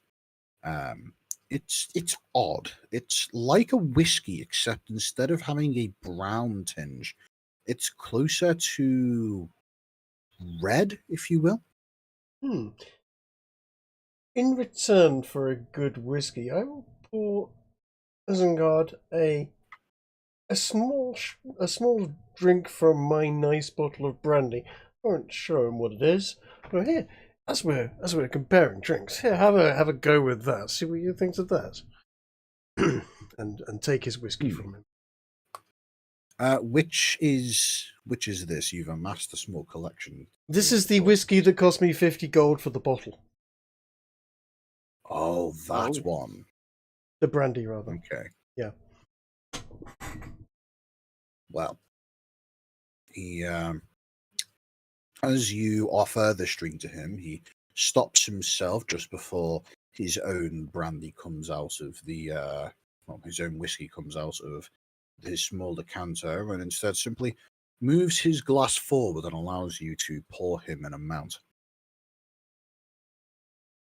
And as he sits down and takes a sip, he nods in your direction with an appreciative gaze and says, "This is some good stuff. I would be interested to see where you found this, but at another time. For now." Indeed. I mentioned that I had organized some transport. So, currently, my idea for getting to Varpak consists of us traveling over land. I have hired a small convoy that is currently intending to make its way over in the form of a trading caravan. And instead of making their way through a more indirect route, visiting various small villages, I have instead paid them to have us travel directly from Meadleburn to Varpak. Oh. This way, we'll be able to not only take advantage of what is otherwise a relatively long journey with relatively few services willing to transport, even chartered. Well, long story short, we'll be having company and we'll have good supplies. Splendid. I hope you're all happy with traveling with tieflings. It could be worse. It's sure to be an interesting experience. I've not had much dealings with tieflings. Just make sure you keep your eyes on your belongings at all times. Come on, tieflings are not bad. They have their reputation, but they're perfectly pleasant people once you get to know them and once you start doing business with them. Speaking of, he gestures towards the crystal decanter on the table and says, "Tell me what you think.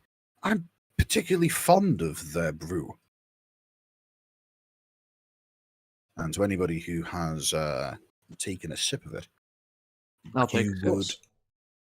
you would experience this as being somewhat similar to a nice single malt whiskey, in that it is smooth going down but causes a very warming sensation once it arrives at around the chest area.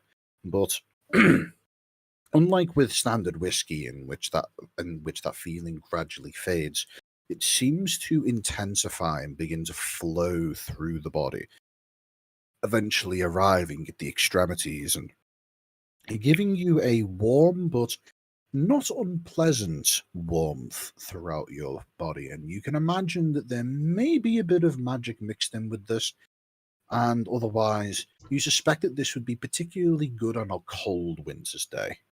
Could I, as the resident alcoholic, have any insight into this?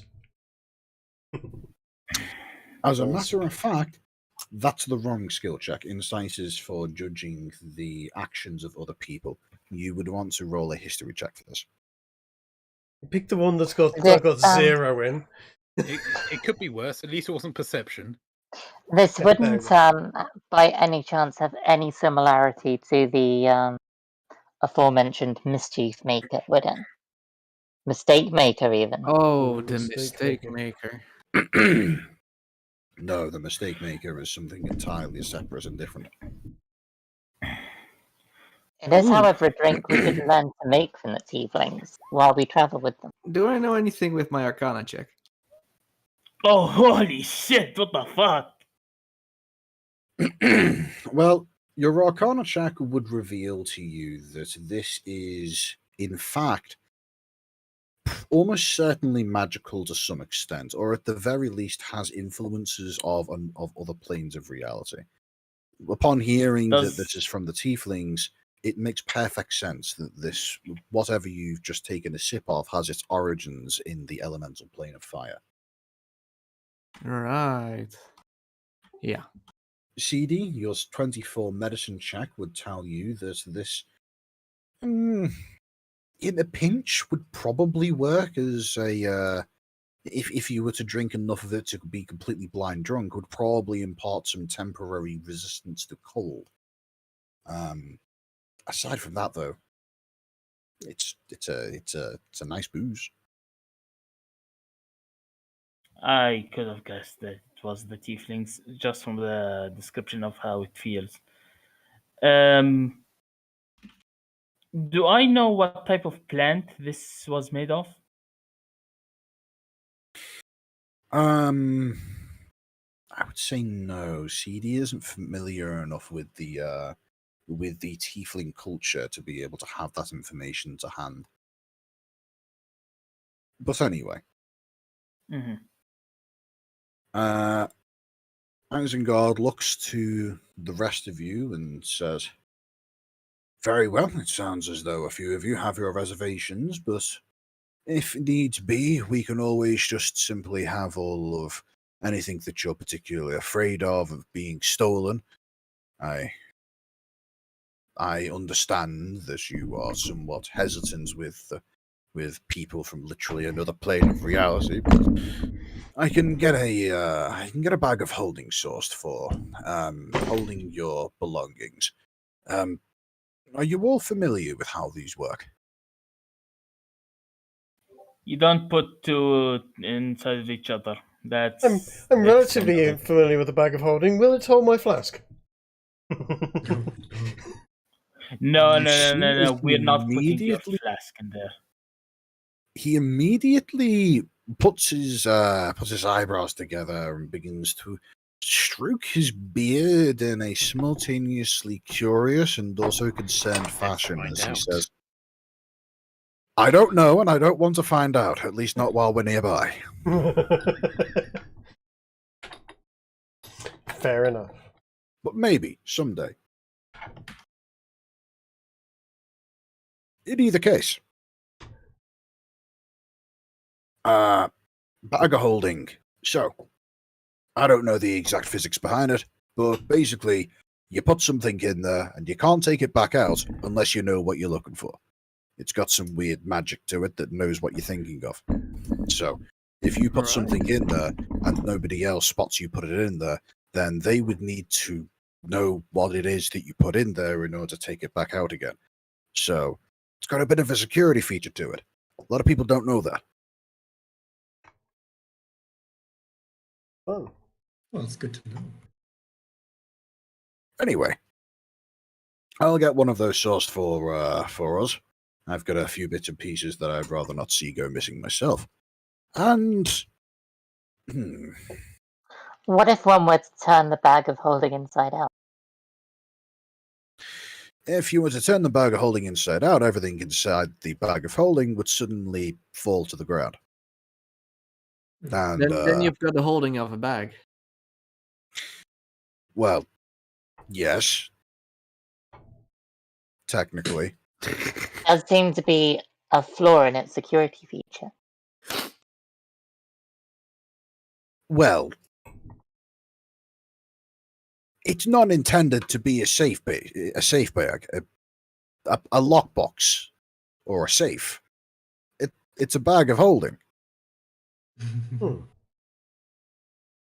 Can you put liquids in it? I don't know.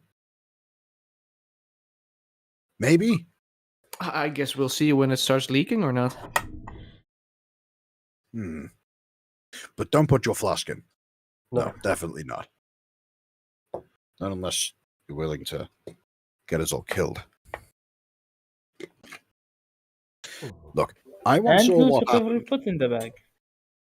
I once saw someone put a bag of holding in a bag of holding. I had to repair the ship that day. Personally. Was she still seaworthy? Thankfully, it happened on the top deck. Oh. But we lost the mast. Oh dear. Oh. Yeah. A ship isn't exactly a great place for scientific experimentation. This wasn't scientific experimentation. Oh, he was just an idiot. Mm-hmm. Believe me, when you've been out to sea for a few months and then you start sailing back, people start getting a bit giddy with excitement. Apparently so giddy with excitement that they thought that two poor sods thought it would be a good idea to shove one into a bag of holding, without first being told that they were already carrying one. Oh. I'm sure that it's something that you can look at back now, laughing at and laugh to, but I can imagine that being quite the predicament. He just looks at you for a moment, Theo, and says, "Do you write letters to the family of lost ones during times of war over in the Elven Kingdom?" I did not have that. What is it? What's the word for it? Privilege? No, Honor? it's not a privilege to do that. Misfortune? Misfortune. Well, let me tell you, it's already hard enough having to write to the family of one of your soldiers that they've been lost under your care, telling them that they effectively committed suicide by accident. Doesn't make it easier. Understandable. Anyway, I apologize for the dog. Apparently something has pissed off my dog. Everybody equals doggo. Yep. Even if it is the wrong dog. Does it matter? No. Exactly. Oh, he's a good boy. So, Isengard looks to all of you and says, "Right. We're due to set off in about a week.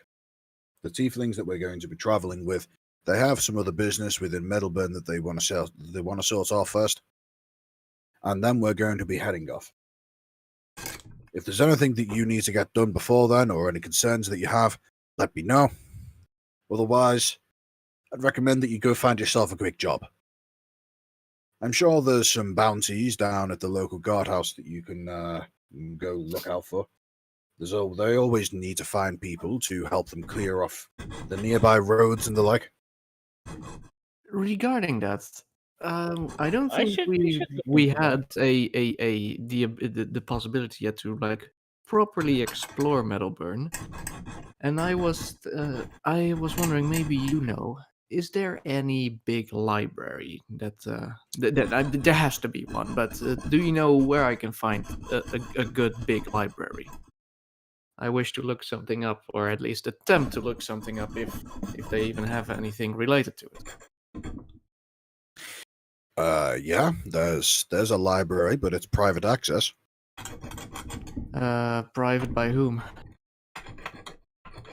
There's a guild. Imagine a wizard's guild, except less magic and more general purpose. Where are they located these days? He seemingly just kind of drifts up into mumblings. As you can see, he's trying to like reverse engineer this knowledge out from somewhere in the back of his head. And then he eventually stops and thinks, I think that's it. Right, so you go out here, take a right, you follow down the road, and you'll see what looks like a statue of a man holding a sword into the sky. Yes. You follow the direction of his sword, and it'll point you in the rough direction of the guild. It's an underground place. It's hidden for the most part. They like to keep a degree of secrecy so that people don't go trying to break in. But, the Masonry Guild.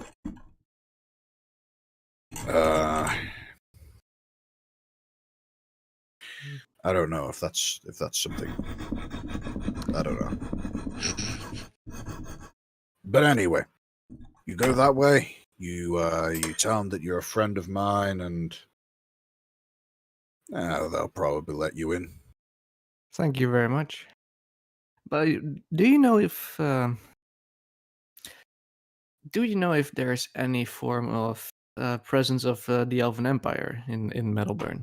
Seeing that it's the capital, they must have some form of ambassador or embassy or something like that. Mm-hmm. They have an embassy. It's, well, normally I would say it's not worth going there, but they probably let you in. I would hope.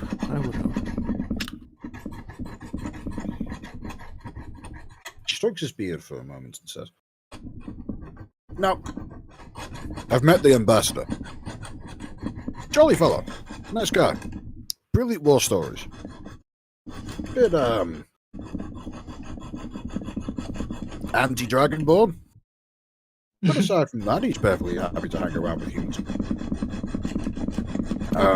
Do you happen to have his name or his family name by any chance? His name escapes me, but I know where he works. Well, the embassy. But he also does some diplomat stuff. If you want to get in contact with him, you'd be best off going to the palace. Where most of the government facilities are. The embassy is located somewhere in there. I don't go there very often myself. It is a start. It's fine. We'll find it. I'll find it. Yeah, I can't help you out that much with this one particular. Last time I was over at the palace, it was when I was part of doing active duty, and that was years ago. They've moved everything around since then, and, well, all the times they've invited me to a party, I have mysteriously come down with a terrible cold, he says whilst drinking a large sip of whiskey.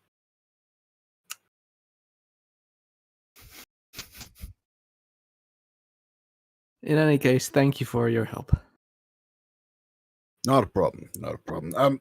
Okay, but there is one thing. If you're going to the palace, don't mention my name. I'm sorry, who are you? I have no idea. Get out of my office. Yes, sir.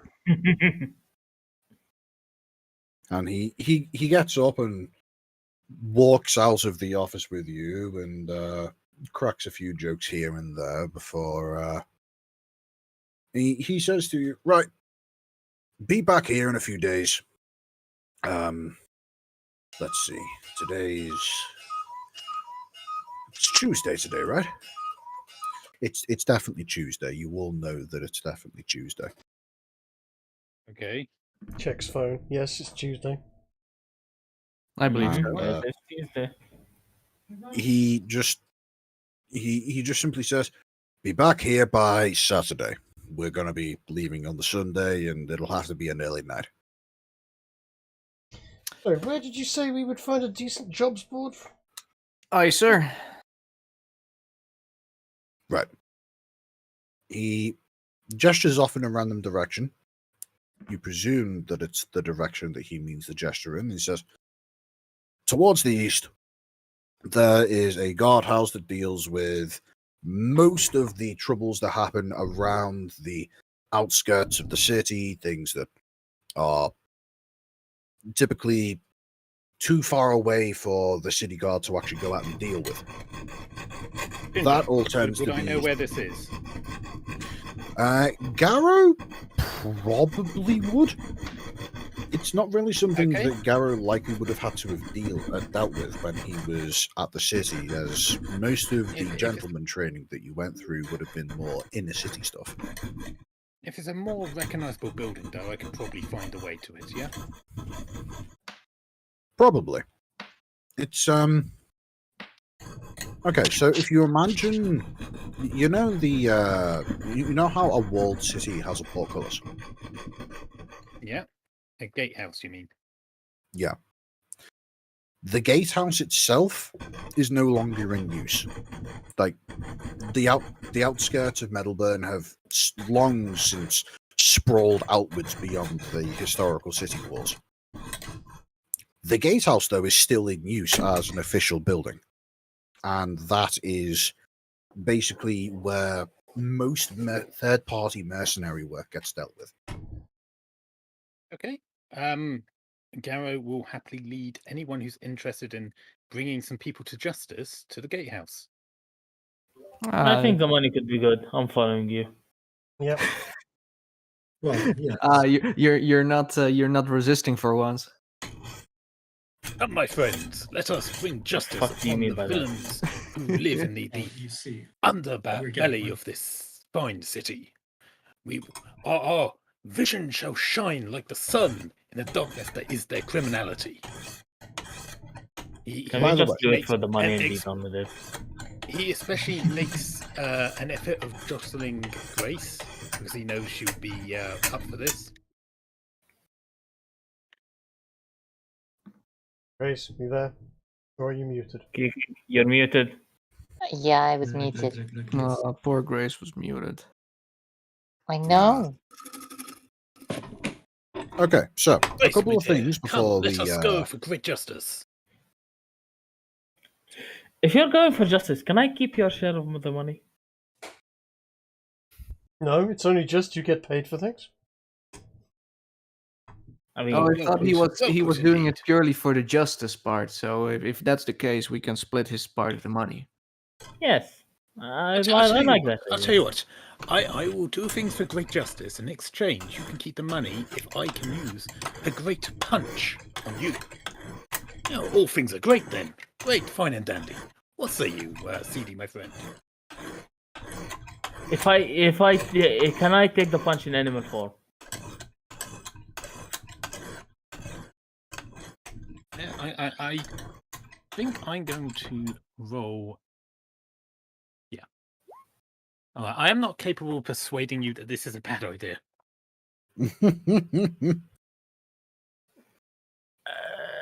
Okay. I think I would know this. How much damage does the great punch do? Okay, it's not about how much physical damage you will take. It's how much shall we call it psychic damage, in that you will alienate Garrow if you insist on going down this path. Dear God, can we just get on with it and get a job? Bruce looks in despair, takes a swig, and goes, "Right, is it down this way?" Yes. Good. I shall lead the way. Splendid. Carry on. So, You before Jesus. you end up, before the party moves out, just two things. First of all, I'd like you all to make insight checks with Garrow having advantage. Secondly, regarding the religion check that Gregory made, the large circular glass, stained glass window that you were able to see that basically provided the majority of the illumination for the office. Only Gregory was able to recognize that as being the symbol of Arcanus. Okay. Does he know who the Arcanis are? Arcanus is kind of like the god of gods, if you will. This pantheon's equivalent to Zeus. Okay. Arcanus is a human god, right? No, Arcanus is a god that exists beyond the boundaries of racial preference. No. Okay. Is it because he's not worshipped by the elves, is he? Yes, he is. Okay. Okay. The god that the elves worship is Titania and the Feywild as a whole. Okay. Arcanus is known to be directly responsible for the creation of Titania and the Feywild. Titania? Mm-hmm. Don't start, Kiki. This is Titania. a long argument. This is a long argument. Do not stop, please. Mm-hmm. It's definitely I've already had this argument Titania. with Ginger. What? Alright, if I may interject, unless Gregory wants to do or say something about the Arcanus symbol, shall we jump skip to arriving at the guardhouse, where Garrow will immediately grab the first bounty on the bounty board and say, "We are doing this," without even looking at it?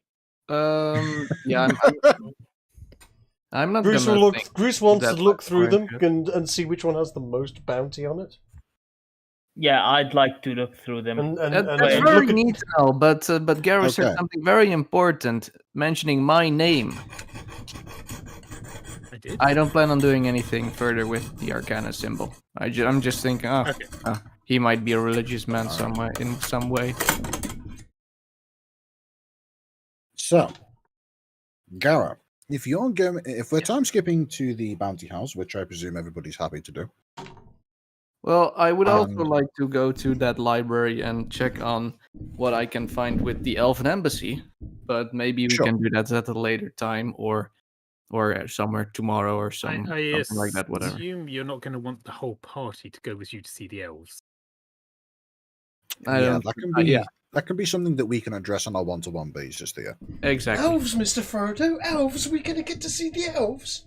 Sorry. Oh no, wrong story. Ignore me. They're taking the hobbits to see the elves.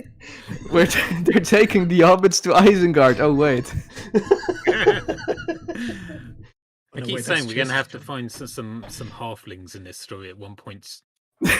We're taking the halflings to Isengard. If we're going to the forest, we might just find some half.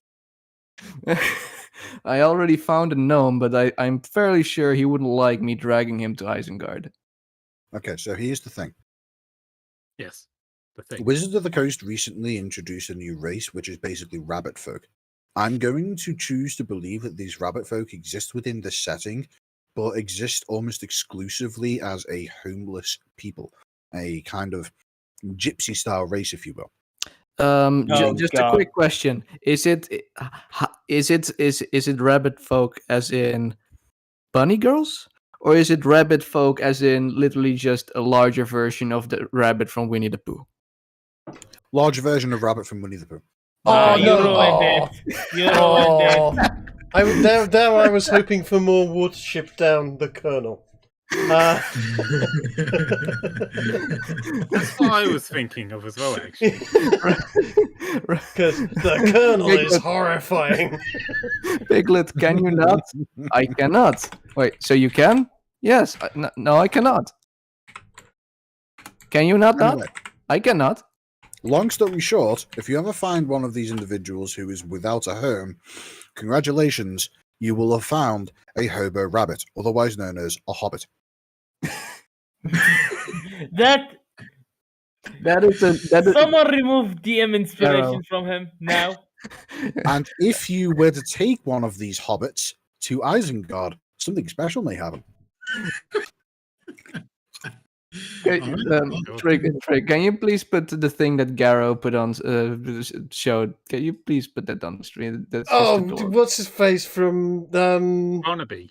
Yes, Barnaby from. Oh God, from Armello. Armello, yes. Wait, that's an actual thing. Yes, that's from the game. Yeah. Huh. Barnaby from Armello has really, really broken abilities. He can swap out items without throw them away. Yeah. For free. He's kind of a little broken dude. So, what I posted is the Colonel from Watership Down, and the Colonel is horrifying. I haven't even really looked at it. I just grabbed the biggest, most colourful bounty poster.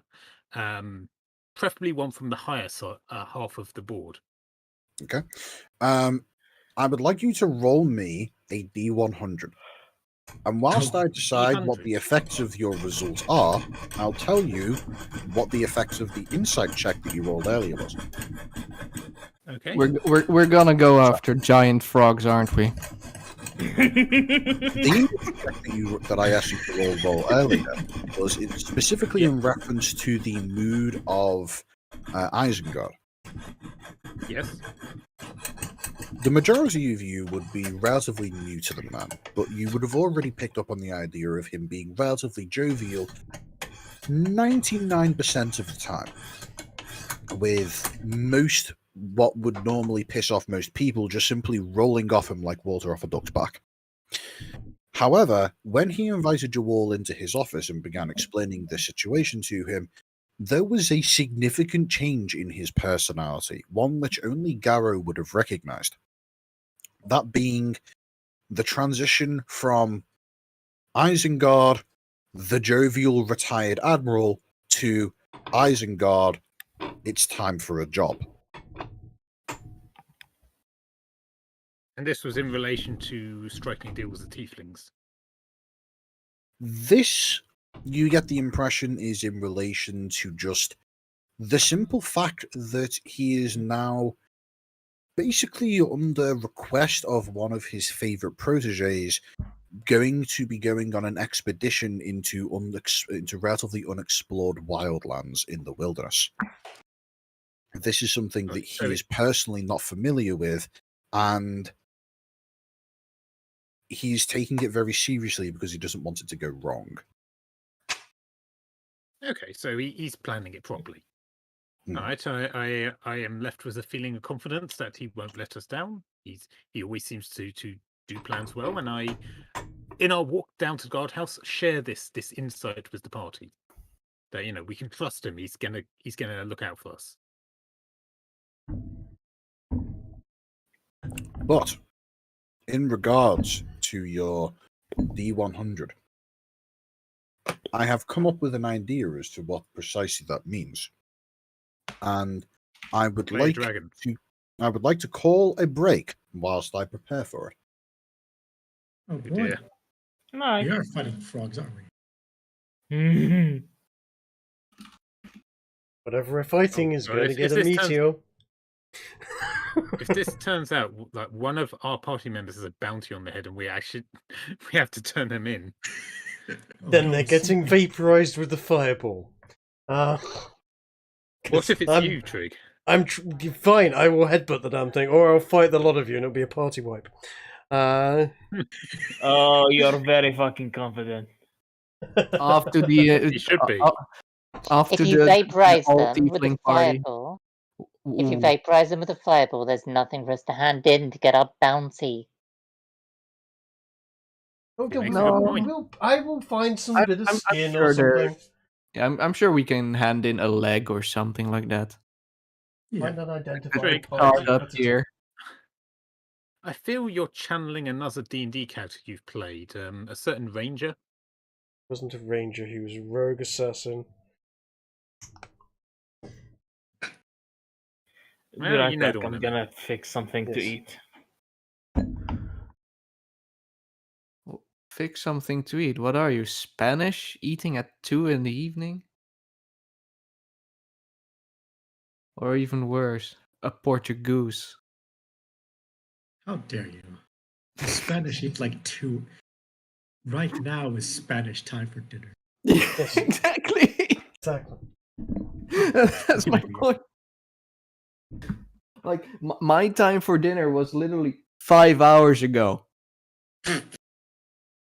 What? I suppose nobody expects the Spanish dinner. It's like 5 p.m. I mean, 6 for me, but still. Well, okay. To be fair, the Spanish do things quite interestingly. I think it's just because of the temperature. Because they do sort of go, it's 1 in the afternoon. Time for a bit of a kip. Because it's like 40 degrees C. Which I can get. Yeah, I was going to say I can get behind that in that temperature. Yeah, I was. But then they also they don't just say, oh yeah, I'm gonna take a little siesta. It's also, hey, I'm gonna wake up and start working at 9. Oh, I'm gonna take a siesta for 2 hours. Hey, it's 5 o'clock. Let's stop working. What were you saying, Kiki? Mm-hmm. I was just going to say, I was actually considering. Drake, do you want some desserts? Do we have any? Well, we have a break in which I can run to the shop. It's 10 o'clock. I think it will be closed. Oh no, is it just past closing? Yeah. Boo. There's such a beautiful bowling ball image of bowling ball meme of the Spanish just being weird with their time.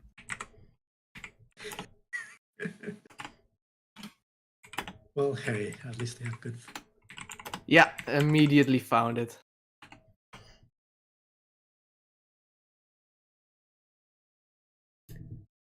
There you go. Twice for some reason. Hello, Spain. We are all in nightclub. Where is yo B? Yo eating a dinner. Yum yum paella. But Spain, does time has 3 o'clock in morning? Yes. Yeah.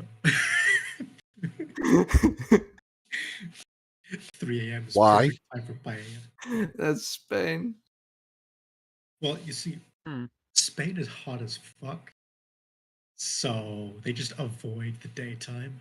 Yeah, last time I was in Spain, I've only been 2 times in my whole life in Spain, and never on the main continent. It was also some bumfuck island. Oh, the Canaries. No, 1 time Canaries, 1 time Mallorca. I've been to Mallorca. My dad lives in Spain. I know Spain quite well. Of course, an Englishman in retirement lives in Spain. Yeah, I know, right? Andalusia. Absolutely. Let me guess. He has a little hostel there as well. No. Let me guess. He lives in No. I'm not going to go into it. He has quite a nice villa. Okay, you don't have to. But in any case, when I was there, we were like drinking, partying, and just the regular teens only came out during the night until like 2 a.m. They were just hanging out. It felt like I was in Romania. Now, you see, in Spain, you have dinner, and then it gets to about 12, 1 o'clock, then you go out and you party until about 6. Yep. Basically. And then you go home, and then you sleep for a bit, then you get up, and it's about 10 o'clock, you go and have some breakfast, have a very large brandy with your breakfast, comment on the fact that you're in a... siesta. I mean, I went to, no word of a lie, I stopped at a truck stop cafe on the motorway going down to Gibraltar. It was 8:30 in the morning. I was going for a job interview in Gibraltar. It was 8:30 in the morning. We were at a truck stop cafe, and in it were a whole bunch of truckers all sort of sat there with their HGVs outside. and every single one of them was drinking not a glass of brandy, a fucking bowl of brandy. This thing must have had about 4, maybe 5 shots in at least. These things were all just like necking the brandy, a couple of cortados, maybe another brandy, set themselves up for the day, and then get themselves a nice buzz on, and then go and drive their 14-ton truck along through the mountains. Honestly, Spain is kind of marvelous. I kind of respect that. Spain. That commitment to alcoholism is quite marvelous. It is quite based. I mean, you're going to have a say a vodka and Coke in Spain. They'll get you a tall glass. They'll put 3 maybe 4 ice cubes in the tall glass.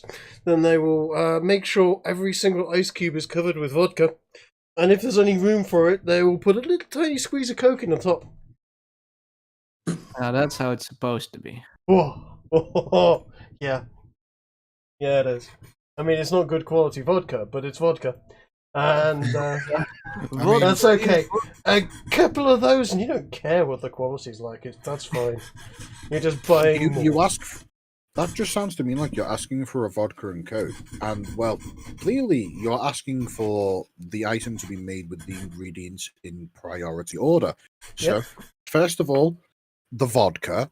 And then they'll give you the can of Coke. You bought the can of Coke with it, so you'll have a squeeze of Coke in the top and then have a can of Coke alongside it. And, you either dilute it as you go, or you just next time you just go up and go, can you refill this with vodka, please? And leave a little bit of space for Coke. I still have some. And,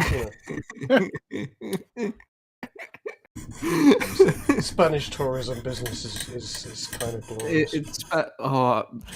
At work they keep calling me 10 beer Theo because because everybody now, all the new people think that I downed 10 beers in one go, but no. It's even worse. It was 12.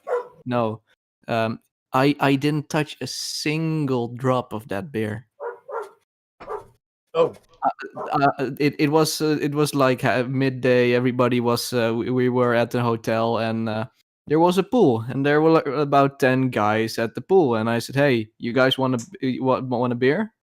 So I got them beers, and they were like, a regular beer is like a nice glass. Mm-hmm. And a nice bit of foam, and a nice bit of foam on the top. These were half a liter plastic cups filled to the absolute top with only beer, no foam whatsoever. I got a tray of that, 10 of those, and I had to walk 2 sets of stairs to get to down to get to that to that pool. Right. I didn't drop anything. So you're saying you bought 10 guys of beer and got no head?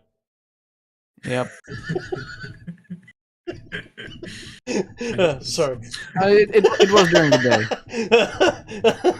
Sorry, I have to make that sound. Yeah, because that makes it so much better. Yeah. So much better.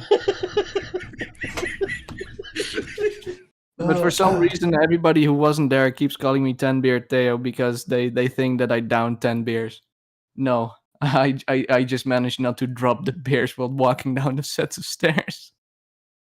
Well, you should probably tell the story that you downed the 10 beers. I should probably tell the story that I downed the 10 beers. It sounds a lot more impressive. I was going to say it's better than the other one. Yeah. How many beers can you usually handle before you're the one who falls down? I've never fallen down because of beer.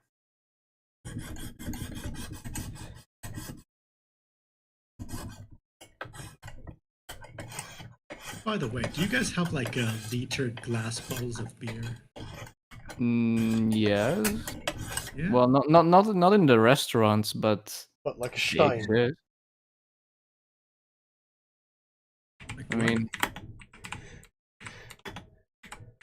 because I always see the German ones and stuff, just taking a break, just like each of them with like a liter bottle of beer, just downing that. Liter bottle or liter glass? liter bottle. Well, a glass bottle of a liter. Oh no, we don't have those. No. Well, yeah, for special beers, but those are like a nice present or something, not something you can find to just down like that. It's just normal Portuguese beer, but it is a Portuguese brand of beer. So I just thought, like, maybe you guys don't have that kind of stuff. In Romania, they have plastic bottles of beer, just 1.5 liter or something like that. Oh, okay. Is it any good quality? Fuck knows. Is it a lot of it? Yes. Well, that's all that matters, isn't it? Well, sometimes you want quality over quantity, I guess. Sometimes, but it's beer. I mean, if you want quality, you just get some more. I mean, usually when you take beer, you don't really want quality. Exactly. That's the point. No, I live in one of the 2, 3, 4 countries that actually have quality beer. Hey, we have quality beer too. Shut up, wine boy. We have good wine, but we also have good beer. Fuck you.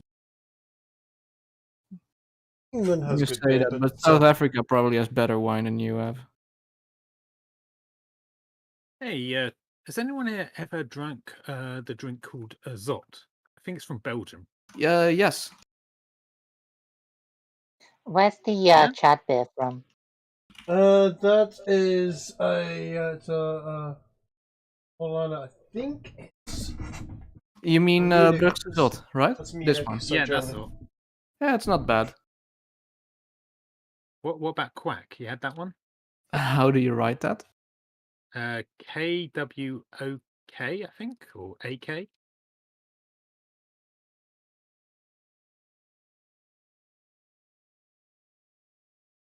Never It comes in seen a really that. strange glass. Yeah, I see it. It's an interesting glass. Never heard of it. That's Never the seen one. it. That one's a lot of fun, especially when you buy it for someone who's never had it before. Because when they get about halfway through it, they end up dumping the rest of it down their face. Oh my god. Oh, is it just that bad? Well, look at the shape of the bottle. The glass, I mean. Oh.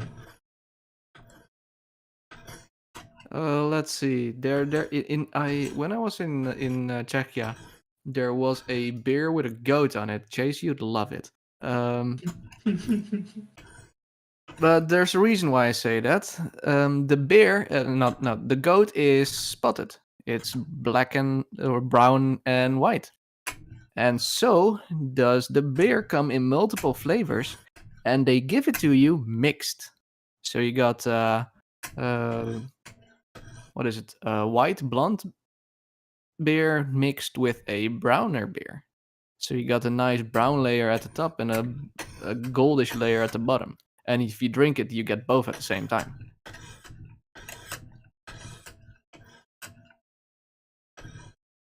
Well, that's not too shabby. Sounds interesting. I always have difficulty.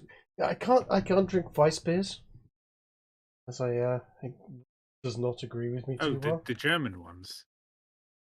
You get all types of wheat beers, but no, wheat beers. I'm actually a bit of a player by I tend to drink Czech lagers mostly. I really like Weiss beer. It's something different than just lagers. Lager just gets boring sometimes. Yeah, they're not all the same though. A lot of people think lagers are all lagers are lagers. Oh, they're definitely not the same. They're definitely not all the same.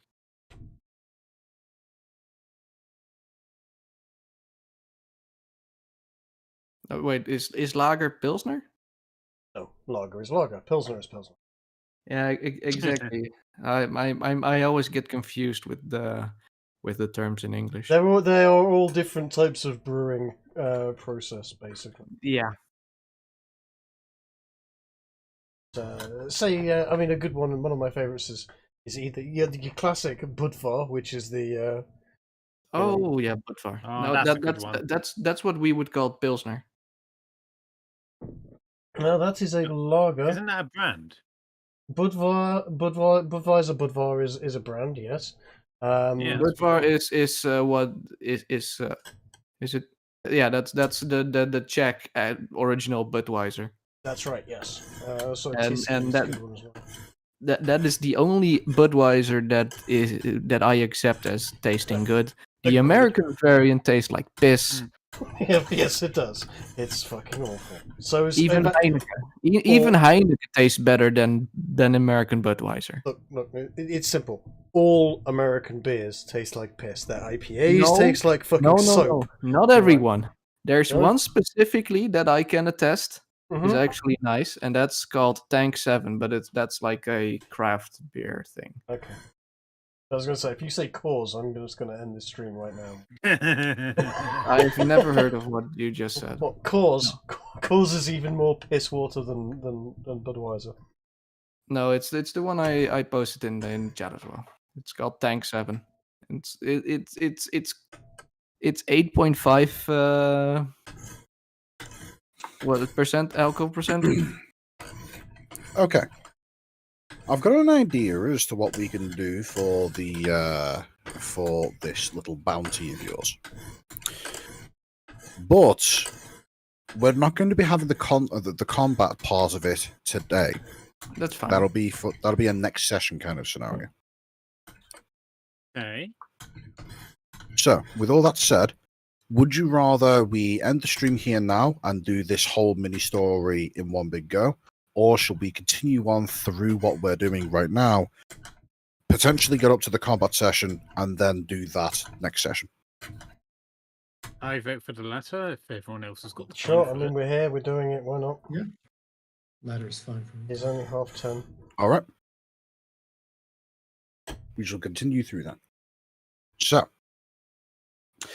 as you all arrive in the gatehouse, Garrow quickly makes his way into the room, and whilst basically like politely making his way past several individuals, quickly runs over to the bounty board, apparently fails to notice the halfling also currently looking at various bits and pieces, who is absolutely fucking terrified by you suddenly appearing, by the way, Garrow.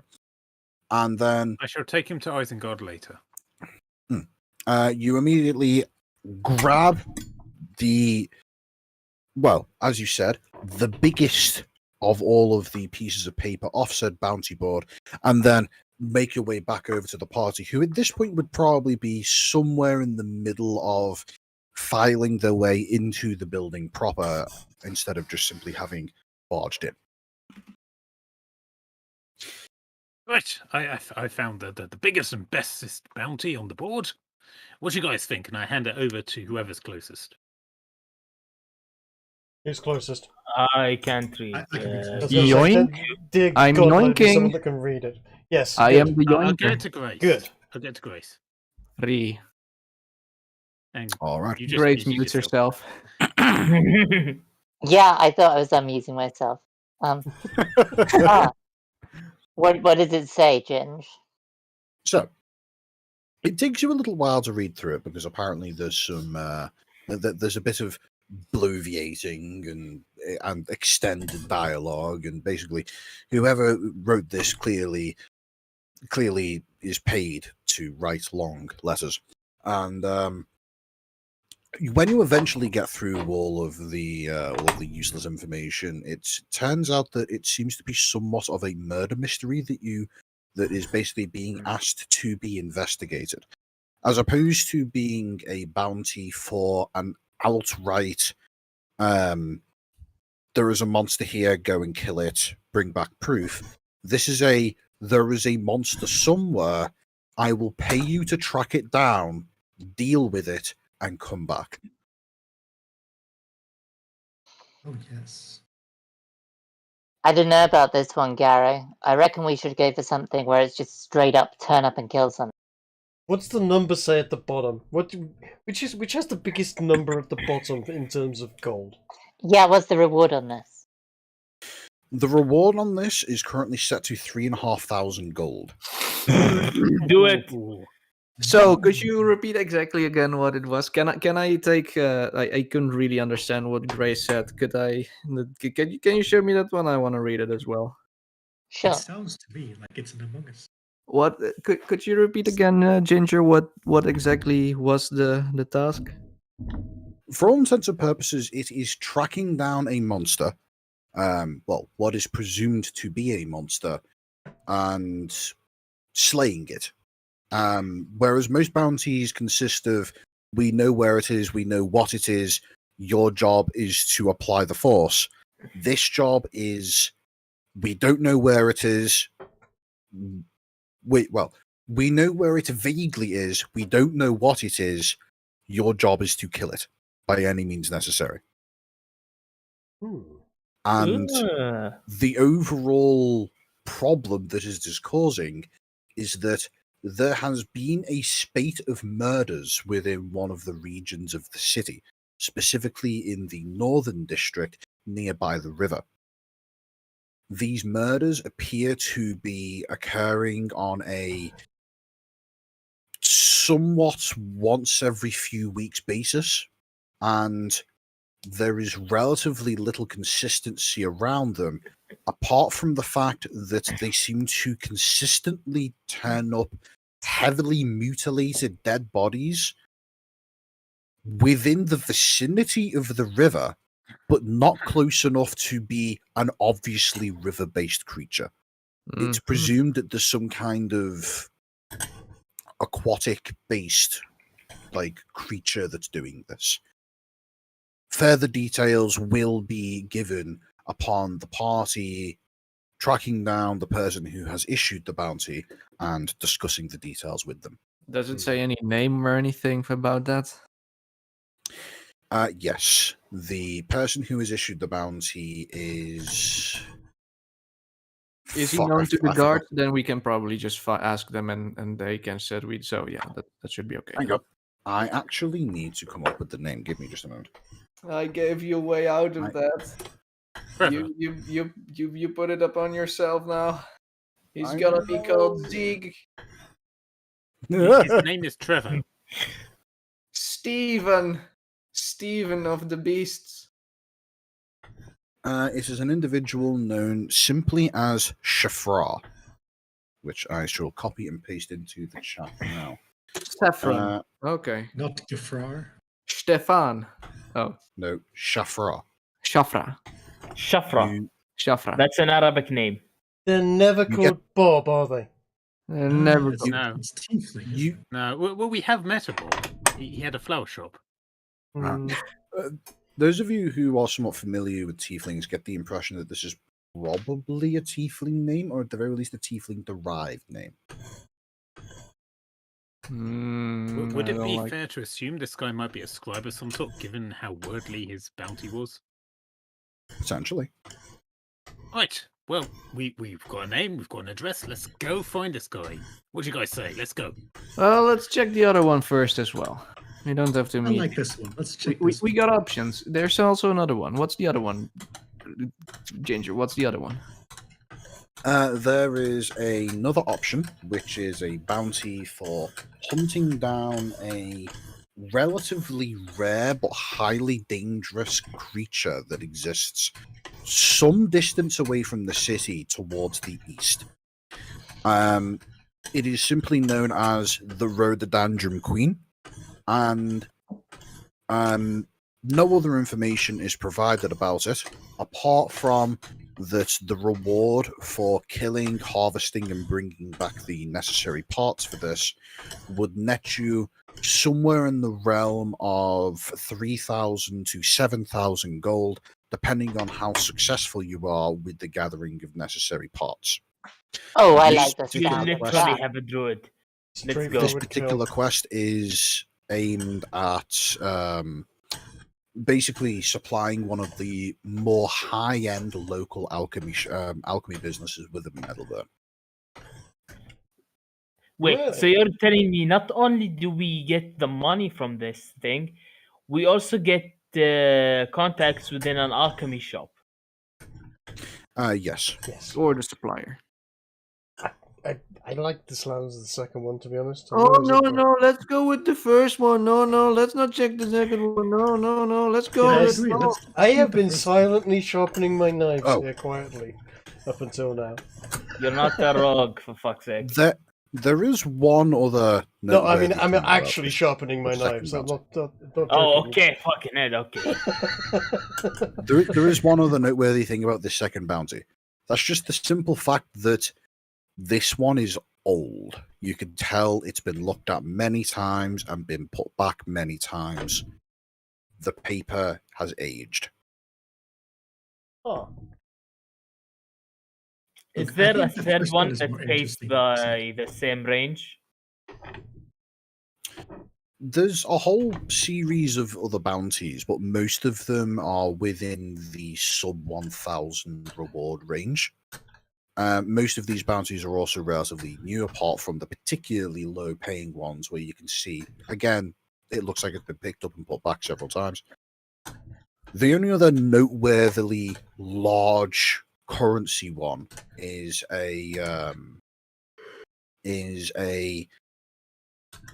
well, this one is by far the largest bounty reward. This is variable pay again, but the estimated pay ranges between 20 to 30,000.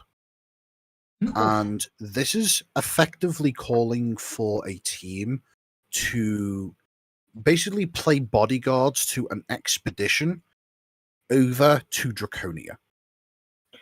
We're not doing this one. We don't have the time for that one, sadly. Why do they want an expedition to Ndor and Maya? Draconia? To Draconia, as in the part that wasn't ever taken by Ndor and Maya. Oh, shush. We both know what I mean. The implication is this actually, Gregory channeling his Chinese innards and looking at Gregory?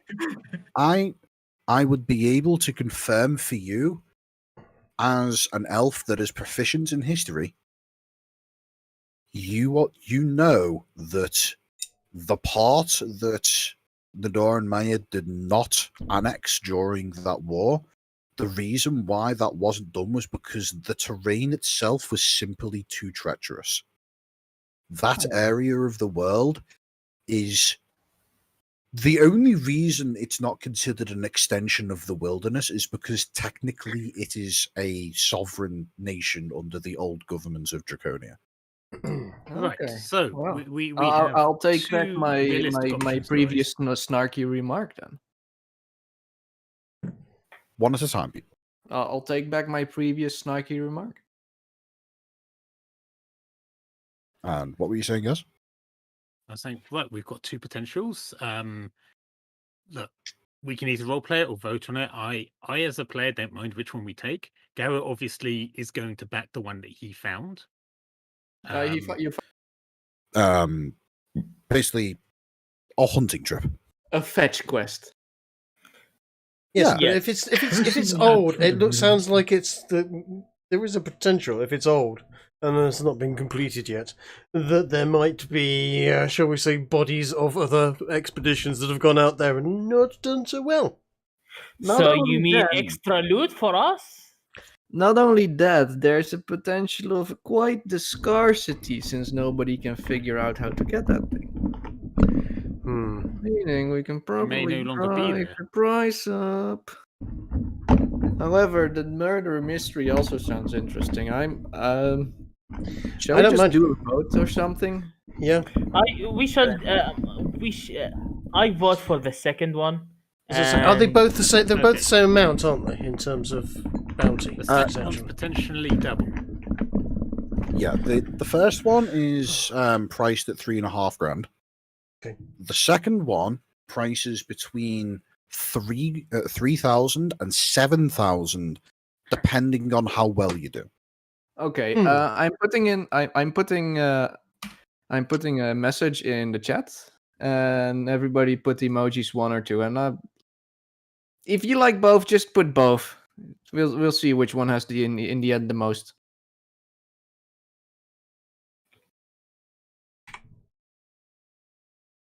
Well, I am failing to find the numbers. Yeah, I put them since I don't mind either of them anyways. so far we have 3 votes for both. Who hasn't voted yet? Yes. I'm trying to click, and it's all just updated at once. Nice. Okay, so bear in mind you're a party of 6, which means because Theo has abstained by voting for both, what that effectively means is that there are 5 votes in play, so there should be preference. There is. Unless someone else votes twice. No. Okay. Currently, I see 3 votes for the murder mystery and 4 votes for the animal hunting trip. Which equates to 2 for one and 3 for the other. That's what I'm seeing.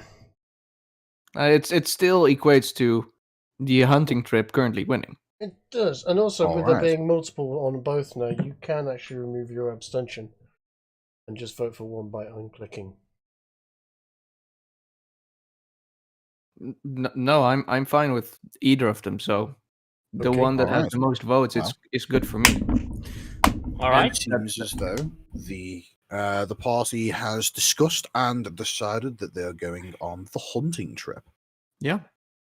I like the sound of this because of rhododendrons. All right. Okay. I see the. Can you tell me what area it's located in? I say to anyone who has the bounty and can read. Well, yeah. Will we need a cart or horses, or is it walking distance? Yeah, This that's a is- very interesting, a good thing because it just said east. How far east? Because the other one is within the city limits. Yeah.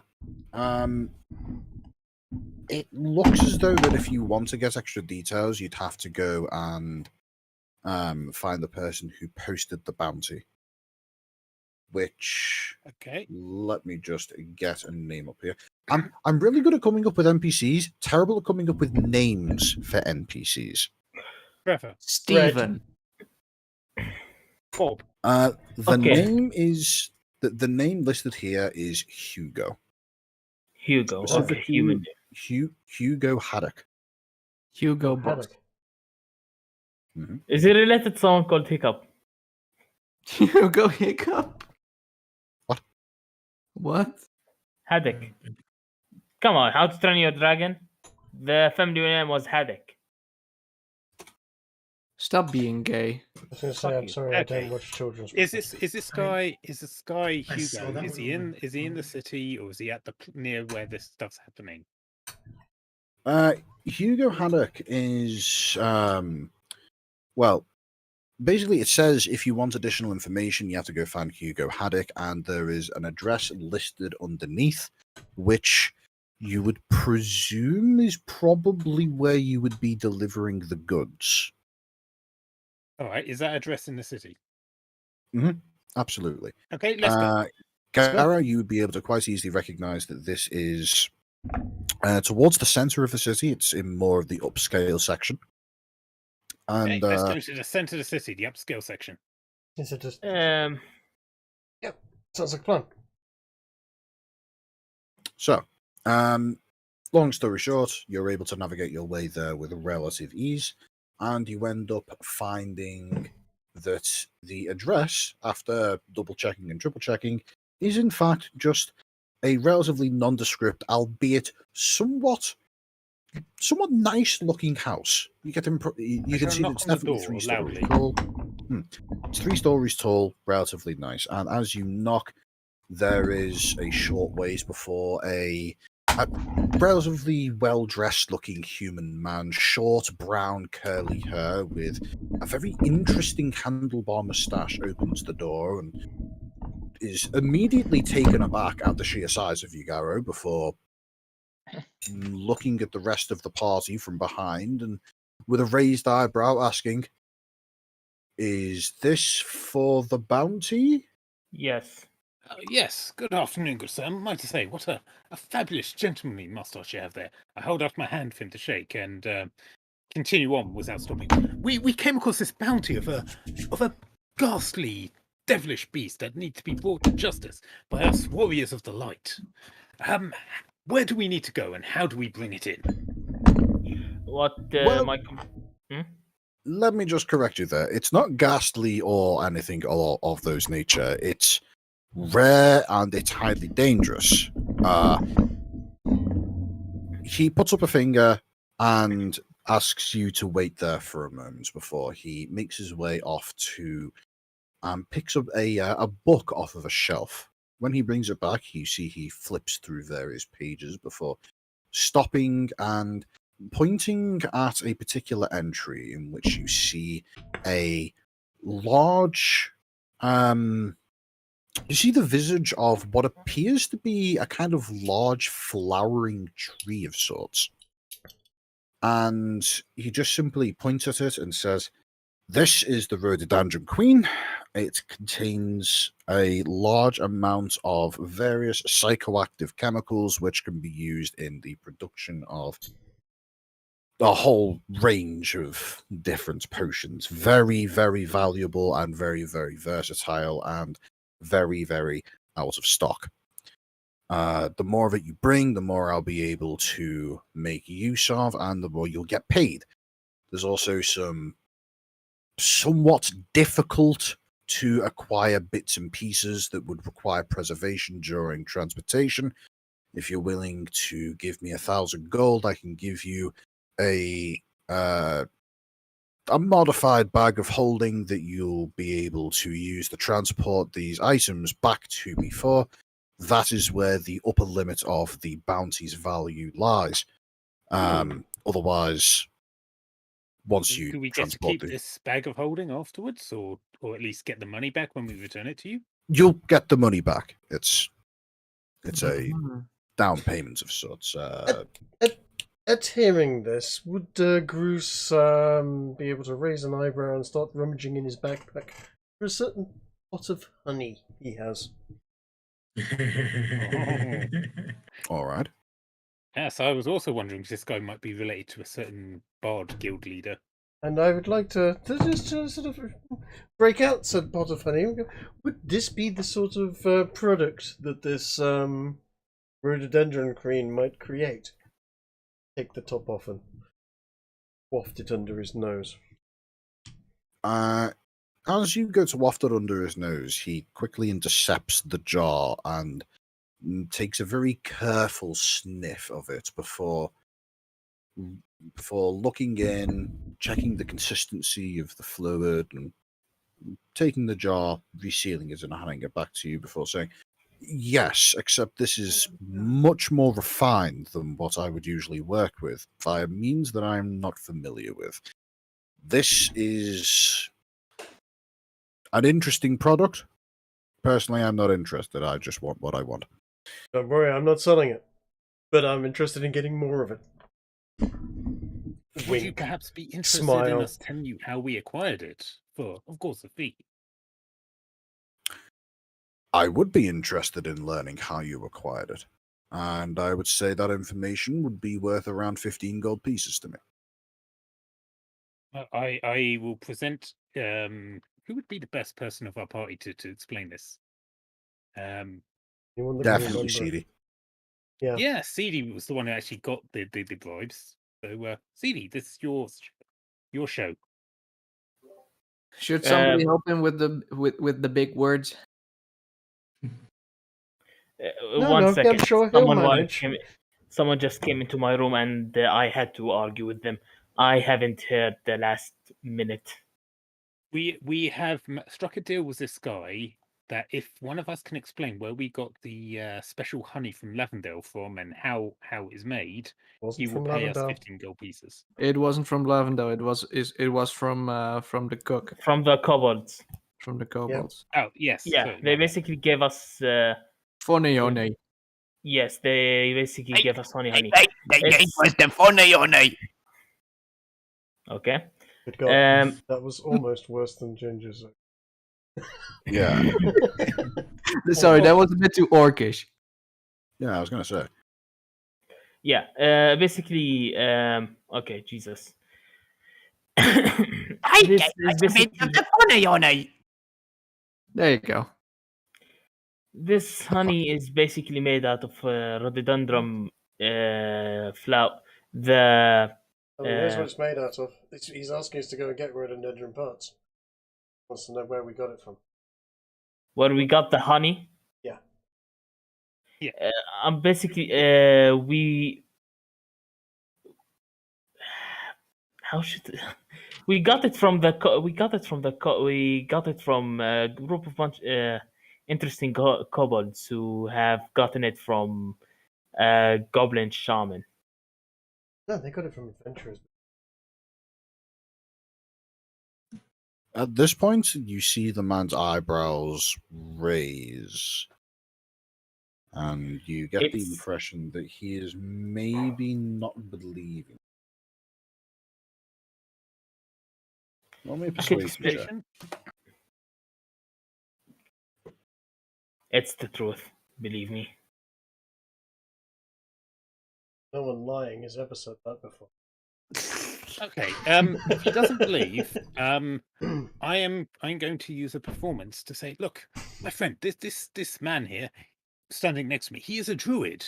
All the people in the land who would know about these sort of things, surely a druid would be someone you could rely on. Garrow, were you with us when this happened? No, When we I got was. the honey? I thought that the honey you took out was from the honey you got from Lavendale. No. So that was my bad. You weren't even part of the group at this point. I don't think. No. No, Garen joined the party at Flotsam, and That's you right. got the funny honey after Flotsam, I believe. What? No. No. Was it before Flotsam? Yeah. Yes, it Almost was like before one of the first Flotsam. encounters with the kobold. Yes. Okay.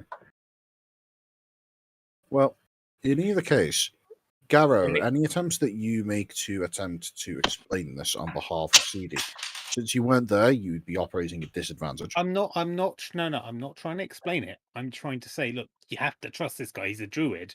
If anyone knows about this sort of stuff, druids would. Okay, well, in either case, that's definitely a persuasion check, not a performance. Fair enough. I'm not very persuasive. Look, doesn't matter where we found it. It's just rhododendron honey that's made out of another continent, the Akavir continent bees. I'm starting to have second thoughts about this quest. It sounds like a gardening mission, doesn't it? After I had marginally better luck. After Chase explains this, you see as he looks at you for a moment and says, "This is honey." Well, yep. I can't make use of that information. I know that bees native to this continent are killed by the rhododendron. But a deal is a deal. And you see as he reaches his hand into a pocket and pulls out 3 stacks of 5 gold coins before just simply placing them down onto a small table to the side, allowing anybody who wants to take it to take it. 3 stacks of 5 coins? That's 15 total. I would suggest you and I split him 50-50 since we did all the work. No, you didn't. For good measure, if I hadn't split it between you two, I'll take 1 gold coin. If I hadn't pulled the rhododendron honey out of my backpack, then this whole thing wouldn't have happened. And if I hadn't have suggested that... So why don't we share it equally? The 6 of us will 2 gold each. And, whoever wants to fight you over the other one can create gold wire. I don't care. Gold wire? I don't mean to insult your intelligence, but 3 gold pieces can be split into 30 silver. True.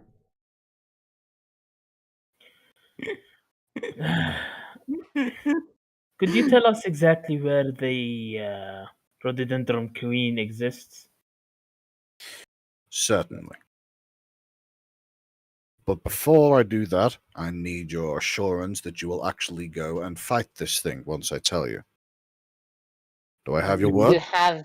You have my word as a paladin that this beast shall be slain, or we shall. We need to know how far away from the city. Yes. We need to know at least how far away from the city it is before we are on a tight schedule. If it's 4 days travel either way, we can't do this. We have what is it? It is 5 Tuesday. days. We need to be back on Saturday. Saturday, yeah. We've got well then. day and a In half that travel case, either you're way. in luck. He looks at Grace and says, "I'm not sure about the others, but I can take your word at that." Right. First thing you need to know is that the direction of this thing being to the east of the city is actually a misdirection. There have been many people who would attempt to get their hands on this creature and attempt to take it for themselves. The idea is that anybody who wishes to take the bounty and then simply sell the items onto one of my competitors will find themselves failing to find the creature. This thing is in the north, to the forests nestled within the mountains. If you're able to take a ferry up the river, that's approximately a 2.5-day journey there and back, meaning if you're limited to time, how many days do you have? We need to be back and We've got a leaving. day and a half either way. We need to be back on Saturday. Today is Tuesday. If we set off straight away, we've got 2 days either way, and no time to fight. So it sounds to me like that you'll be able to make it if you set off almost immediately. Splendid. Well then, in that case, all you need to know then is that this thing is indeed located within the forests to the north.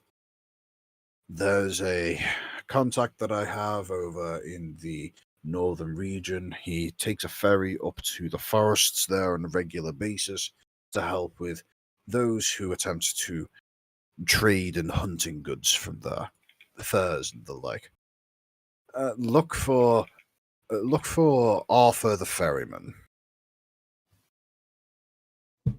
Tell him that I'm paying for your journey and what happened to the you'll other have a half? free ride. Fair play. Huh. Are we doing this, guys? We're running on a tight schedule, but I think we should be able to, right? Yep. Sounds like it. Right. In which case, Garrow will shake the man's hand quite heartily. Perhaps, depending how used to he is of handshakes from someone like Garrow, he may be left a bit shaken. But Garrow says, "Quite, you have my word as a gentleman, wizard, and adventurer that we shall find this beast, slay it, and bring back its entrails to you, or whatever it is you need." I'll make sure to Very have the well, ingredients. and Don't worry. are you going to be taking the preservation materials I mentioned earlier? How much does everybody have? I currently have 200 coin pieces on me. I also have just over 200. How do you get? I only have 130. I have 60. I don't think we have enough coupled together for this. Yeah, we don't have enough together. Hold on. Where's my gold? Where's my gold? Okay, no. Where's my gold? I've got 170. Yeah, I don't feel comfortable with us giving away total, all I our think. gold and then having nothing for rations or anything that we might need to actually find and capture this thing. Don't worry about rations. I literally am the fucking fix to rations. With Berry. Oh yeah, you are the ration dispenser. I'm sorry. Yeah, that's right. Dispensing war crimes and rations at the same time. Mister the create food and water. Oh yeah, that too. Well, if we're gonna do this, I think we're gonna have to ask Isengard if you can spot us some money, because we don't have 1,000 between us. Though to be fair, 3,000. What was it? The 3,500. That's already quite the money. I think without this, we can only get 3,000. Is that right, Ginger? That's right. without that, you can only realistically extract what effectively amounts to the sap of this entity, which would net you about 3k. Could we somehow manage with CD's ability to produce a lot of stuff from basically just a leaf, like he did with the weeds, to produce more? No. Because that would break the game. This isn't a material that you can produce because it's not an actual reproducible piece of the plant. It's just the sap. Okay. So we have around 200 from me, 200 from Gunnar, 100 from Gruce. No, 170.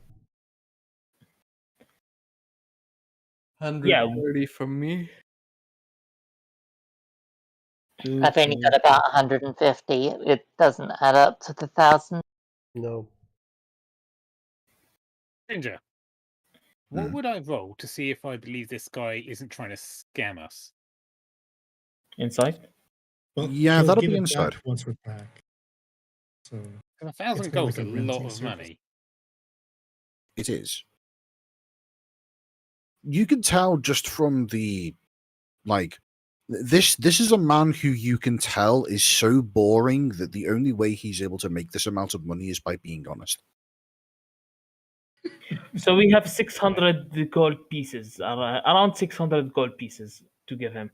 Could I tell him to lower down the price?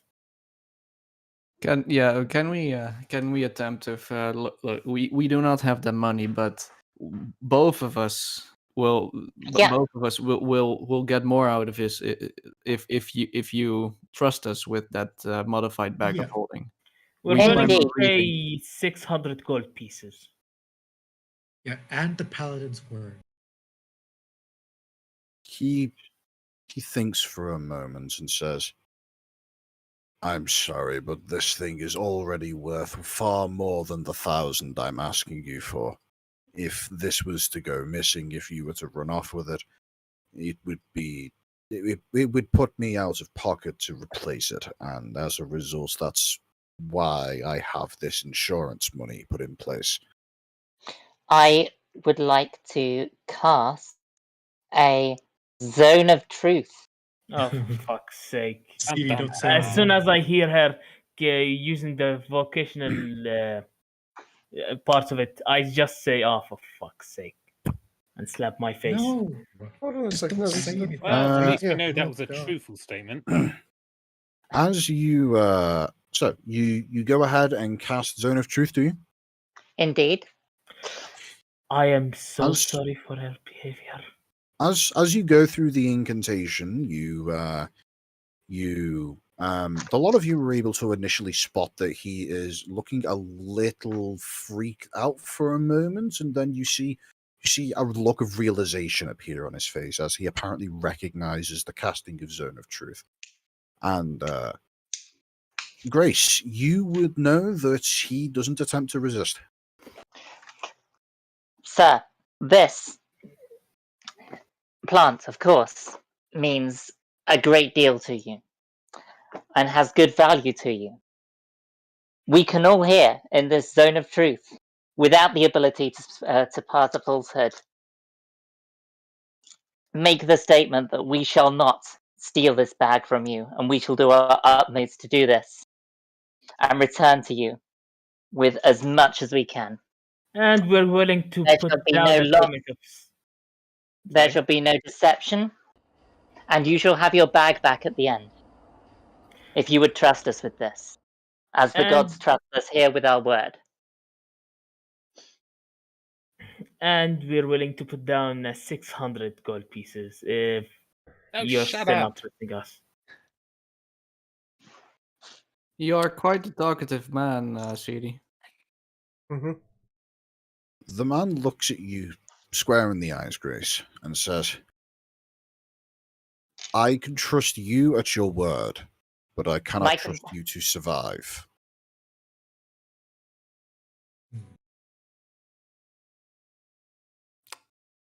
You've already said that 1,000 gold will not buy back this back. 1,000 gold will help me along the way to retrieving another one.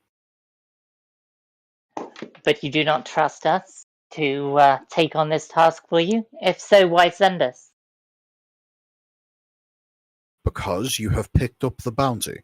If you fail, then I lose a valuable item.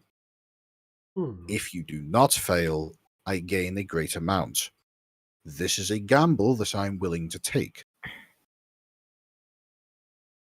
An acceptable loss for a potentially great gain. I'm sure you understand. Have you sent anyone? We here do not have between us the 1,000 gold you need for this. We do, however, each have our word within this zone of holy truth. I do not know if your companions are able to resist the effect of your truth spell. Are any of you guys resisting it? We are, but if we resist, she would know. I'm also prepared to put up as surety anything that I have in my backpack, which amounts to chunks of weed, a small box of nails. Hang on. And Don't you have that honey? Hold on. Is anyone here at all resisting the zone of truth? Nope. I am not resisting the zone of truth. Okay, and then go on. I just want to ask Gruce. No, I'm asking you first. Are you resisting the zone of truth? No, I'm not. Okay, in that case, I shall give the guy my word that none of my companions are resisting this zone of truth, and that I cannot lie about this, being within this zone myself. Roll me a persuasion check, Grace. Persuasion. Look at that, I get a natural 20. Has it rolled? No. It's probably just taking its time. There it is. There it is. Would my companions be able to assist me on this? Yeah, I would like to add to Grace's argument that I am going to, in exchange for him trusting us with one of his valuable possessions, leave in his hands my most valuable possession. The hat. No. I have something that I value more than the hat. The diploma. Yes, my wizarding degree. I know this will sound sacrilegious, Gruce, but how much does your flask cost? Want me to give him my flask? Oh, yeah. We'll get it back later. He looks at you all and then addresses you, Grace, and says, I believe that I can trust the word of all of you that you will not attempt to deceive me in this quest. But as I stated earlier, I cannot take your word that you will survive. This would not be the first time there have been adventurers go out to try and defeat this creature. This would not be the first time they have not returned. If you are able to place other items within my temporary care, I will happily guard them for you as collateral. I think in exchange for the gold. I would be willing to put the honey and the flask. I don't want to put the flask. Does nobody else have anything extraordinarily valuable? That flask is very much one of a kind. I have the No, I don't. I do not mind leaving without the bag of holding. I can offer this man, since he seems like a scientist, a man of knowledge, I can offer him a personal introduction to Isengard.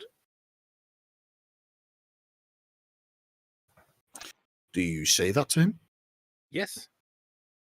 I am indeed mentored by the great Isengard, and I'm sure you guys would be quite like-minded and get on famously. both men of knowledge and intellect as you are.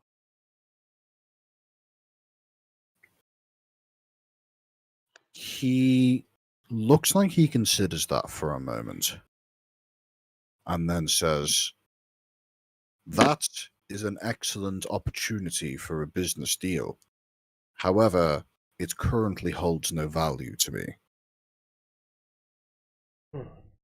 Come on, If you're Gruce. successful in this quest, I will happily take you up on that offer and give you a cut of whatever deal that he and I are able to come up with." Come on, Jin, Gruce. how much is the bead of vitality worth? You did tell me and I've forgotten. The bead of vitality is... I don't think I would have told you. I think I would have told you what it does, but not what it was worth. I don't think. Man, if only. Please. I'll put the flask up. No, we might need it. I know we might need it. I've got enough alcohol to get me there and back and not get the DTs. Man, if But- only I had the Arcanus Fire still. Oh wait. Grace, Right, do you well. have the bead of vitality? I do. Do you show it to the man? Yeah, I'll offer it. What of this? This is an enchanted bead of I presume great value. He looks it over for a moment. And let me just roll for him. He looks curious about it. And says, "I do not know the worth of this, but the curiosity that it raises within me makes me say that I would consider this to be worth about 200 to me personally."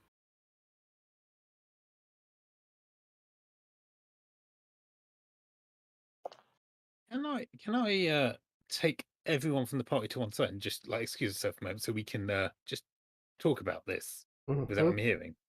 He is perfectly happy for you to wander out of the house and just start talking out of his earshot. As if just you give us a if you- moment. if- We need to think over the current situation, good sir. I will be waiting. And he just simply sits down and waits. All right, so guys, look, this guy doesn't seem that desperate to get this thing sorted. He's obviously been willing to wait a long time. And is it really worth our while if he's, with all the journey time we're going to have to do and everything, if we're only going to get 3,000 out of this? No, it's worth getting We've the given full him money. a lot of good hooks and a lot of things of high value, and he still doesn't want it. We didn't offer the flask, first of all. Second of all, we only offered the bead of vitality, and I think that's the only thing of current value for him. I believe currently it I don't think it's worth scrounging up the 1,000 gold pieces for that. Perhaps we should just pick up the murder mystery, the weird hunting thing, and leave this for a different time. We know where it is. We can bring it to him later. Perhaps we can even get there faster with an airship. I can offer you a piece of DM advice that would be an answer to all of this. Yes. Your party currently holds 2 bladed implements, just one of which would be sufficient to cover the 1,000 gold. I refuse to hand that. I refuse to hand the knife. What? Wait, does Grace hold the other bladed instrument? No. The Sun Eater blade? That's still Marsh. Marsh, Oh, do you hold the Sun Eater blade? I guess I'm still carrying it around. I did mean to Give it to Grace, yes. Grace. But yeah, could you just, Yeah. Yeah, I could hand it in. as a Say, Gunnar, how much is that dog of yours worth? Mhm. About as much as your About as much as his what? You cut out there. about as much as his knife. I About as much highly as doubt his that. knife. Yeah, But still, me that's too. still priceless. You can't really put a price on a pet, can you? Well, it's a very special pet, don't you know? Yeah. You're still gonna get it back, and you're not stingy as the elf. So how about it? The blade Well, or it's also about half. the dog? Your choice. Oh no, that dog is probably more useful to us than the blade will be in his No, hand. the sword. We'll need Just the sword. give him the blade. Will you? Yes. Okay, we agreed. I will have the sun swallow. All right. Mr. Hugo. Hang on. Shouldn't the rest of the party like take a look at this sword and think whether or not this is worth the exchange? We're not exchanging them. We're simply keeping them for keepsake, so that when we get It's back, we would collateral. get them. Yeah. All right. Yeah, Yeah, we're he's giving it as lending us collateral the so we bag. can take In his bag of return, holding he'll with get us. us stuff. He's given his word. He has no intention of deceiving us. Okay. So, Gunnar, I assume you walk over to him, pull out the sword, and ask if that's worth it. Yes, I basically just take it out and say this is an old enchanted blade. It is a very powerful blade too. I'm sure that it will fetch you a very good price if we should never. He nods silently and asks, "May I hold it?" Yes, I hand it to him.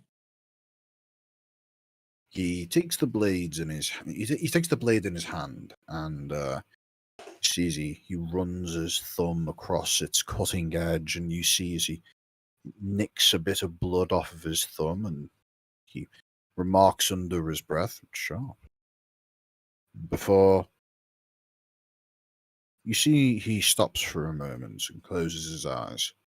And when he opens them again, they are glowing a bright, almost lime green that just lasts for a second before a look of understanding and knowledge comes across his face, and he nods and hands the sword back to you and says, "This would suffice.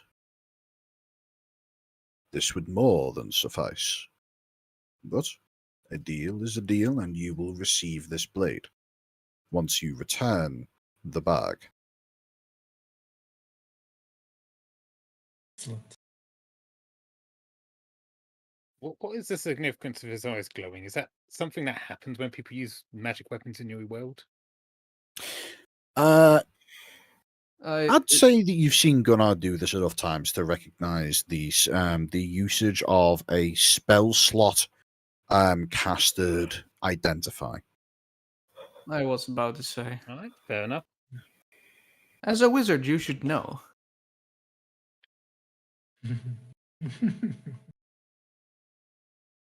Don't they teach you these things at the wizardly school? Identify can either be ritual cast, which is basically the exact same process as casting it with a spell slot, except drawn out over a 10-minute period. Using a spell slot literally just speeds it up to 6 seconds. Okay, so we have a deal. He nods and says, "I will take the sword and hand you a bag of preservation. Once you return the bag and its contents to me, even if you're not able to gather any contents, the sword will be returned to you." All right. Right then. And before we leave, there's one more thing. If you could give me a few more details on exactly which parts of the plant, other than the sap, we could preserve, that would maybe be of use for us when we actually get to work on the thing. Yes, do give us the detail. Certainly. And which of you would most likely be doing the job of dissection? Me. That would be either him or me. It will just tell us both. Yes. We're going to be able to do it. I see. In that case, I hope that you are good at taking notes. Oh, yes, that should be fine. All right. In that case, I would say that now that the party has gone through all of this, I'm going to say that unless there's any drawing out of the process that you want to go through, like role playing whilst you're on the ferry or traveling through the forest or anything that along those lines, we'll cut today's session now, and the next session will be opening up to the fight. Cool. Okay. No, I mean we can do like 15 minutes of getting off of the ferry, but no, yeah, it's fine. Yeah, sure. We'll get there. Sounds good. Sure. All right then. So,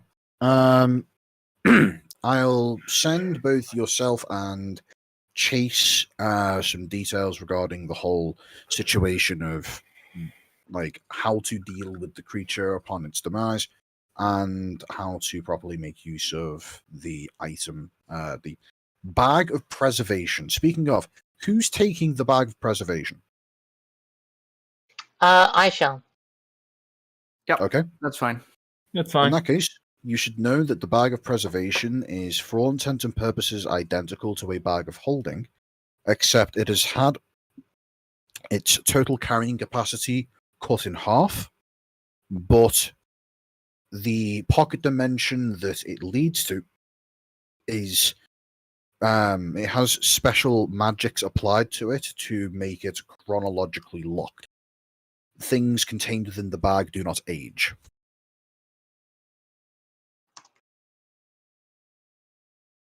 Ah, so this is where Walt Disney should have been stored in. Mm-hmm.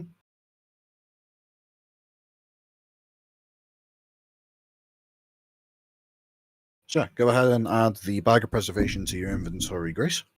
Yeah, I have done. Okay.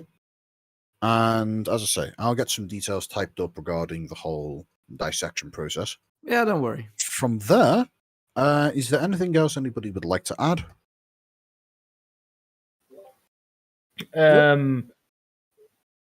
Sorry, you. So is there a are we going to be fighting a plant? It sounds like we're fighting a plant.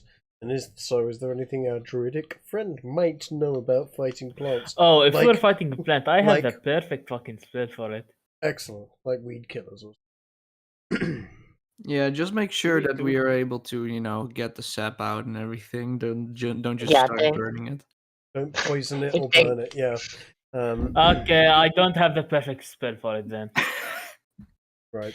Yes, Chase. Do we want to maybe buy some enchanted lawnmowers or something? Yeah, Chase, I can tell you for a fact, as this is knowledge that CD would definitely have, casting blight on a living plant would be extremely effective at killing the fuck out of it, not necessarily harvesting it afterwards. I'm not talking about blight. Oh, are you talking about Moonbeam? Oh, Flaming Sphere. Oh, Flaming Sphere, right. I see. I can ram the goddamn thing, causing 2d6 damage, and at the end of the turn, I cause an extra 2d6 damage. 6 damage, you say? Yes, per turn. And it's only concentration, so I can do something else while I'm at it. So, therefore, I could cast it, have it ram the creature, cast a wild shape into an animal form, attack it with my animal form, while ramming it with death. The unfortunate side effect is burning literally everything. Okay. That sounds like a thing that we need to deal with next episode. For now, do we have anything else that we might need to do or anything before we close off? Because it's getting late. It's getting late on both my side and Chase's side. I'll say, I don't think you can wild shape and attack on the same turn, can you? No, he cannot.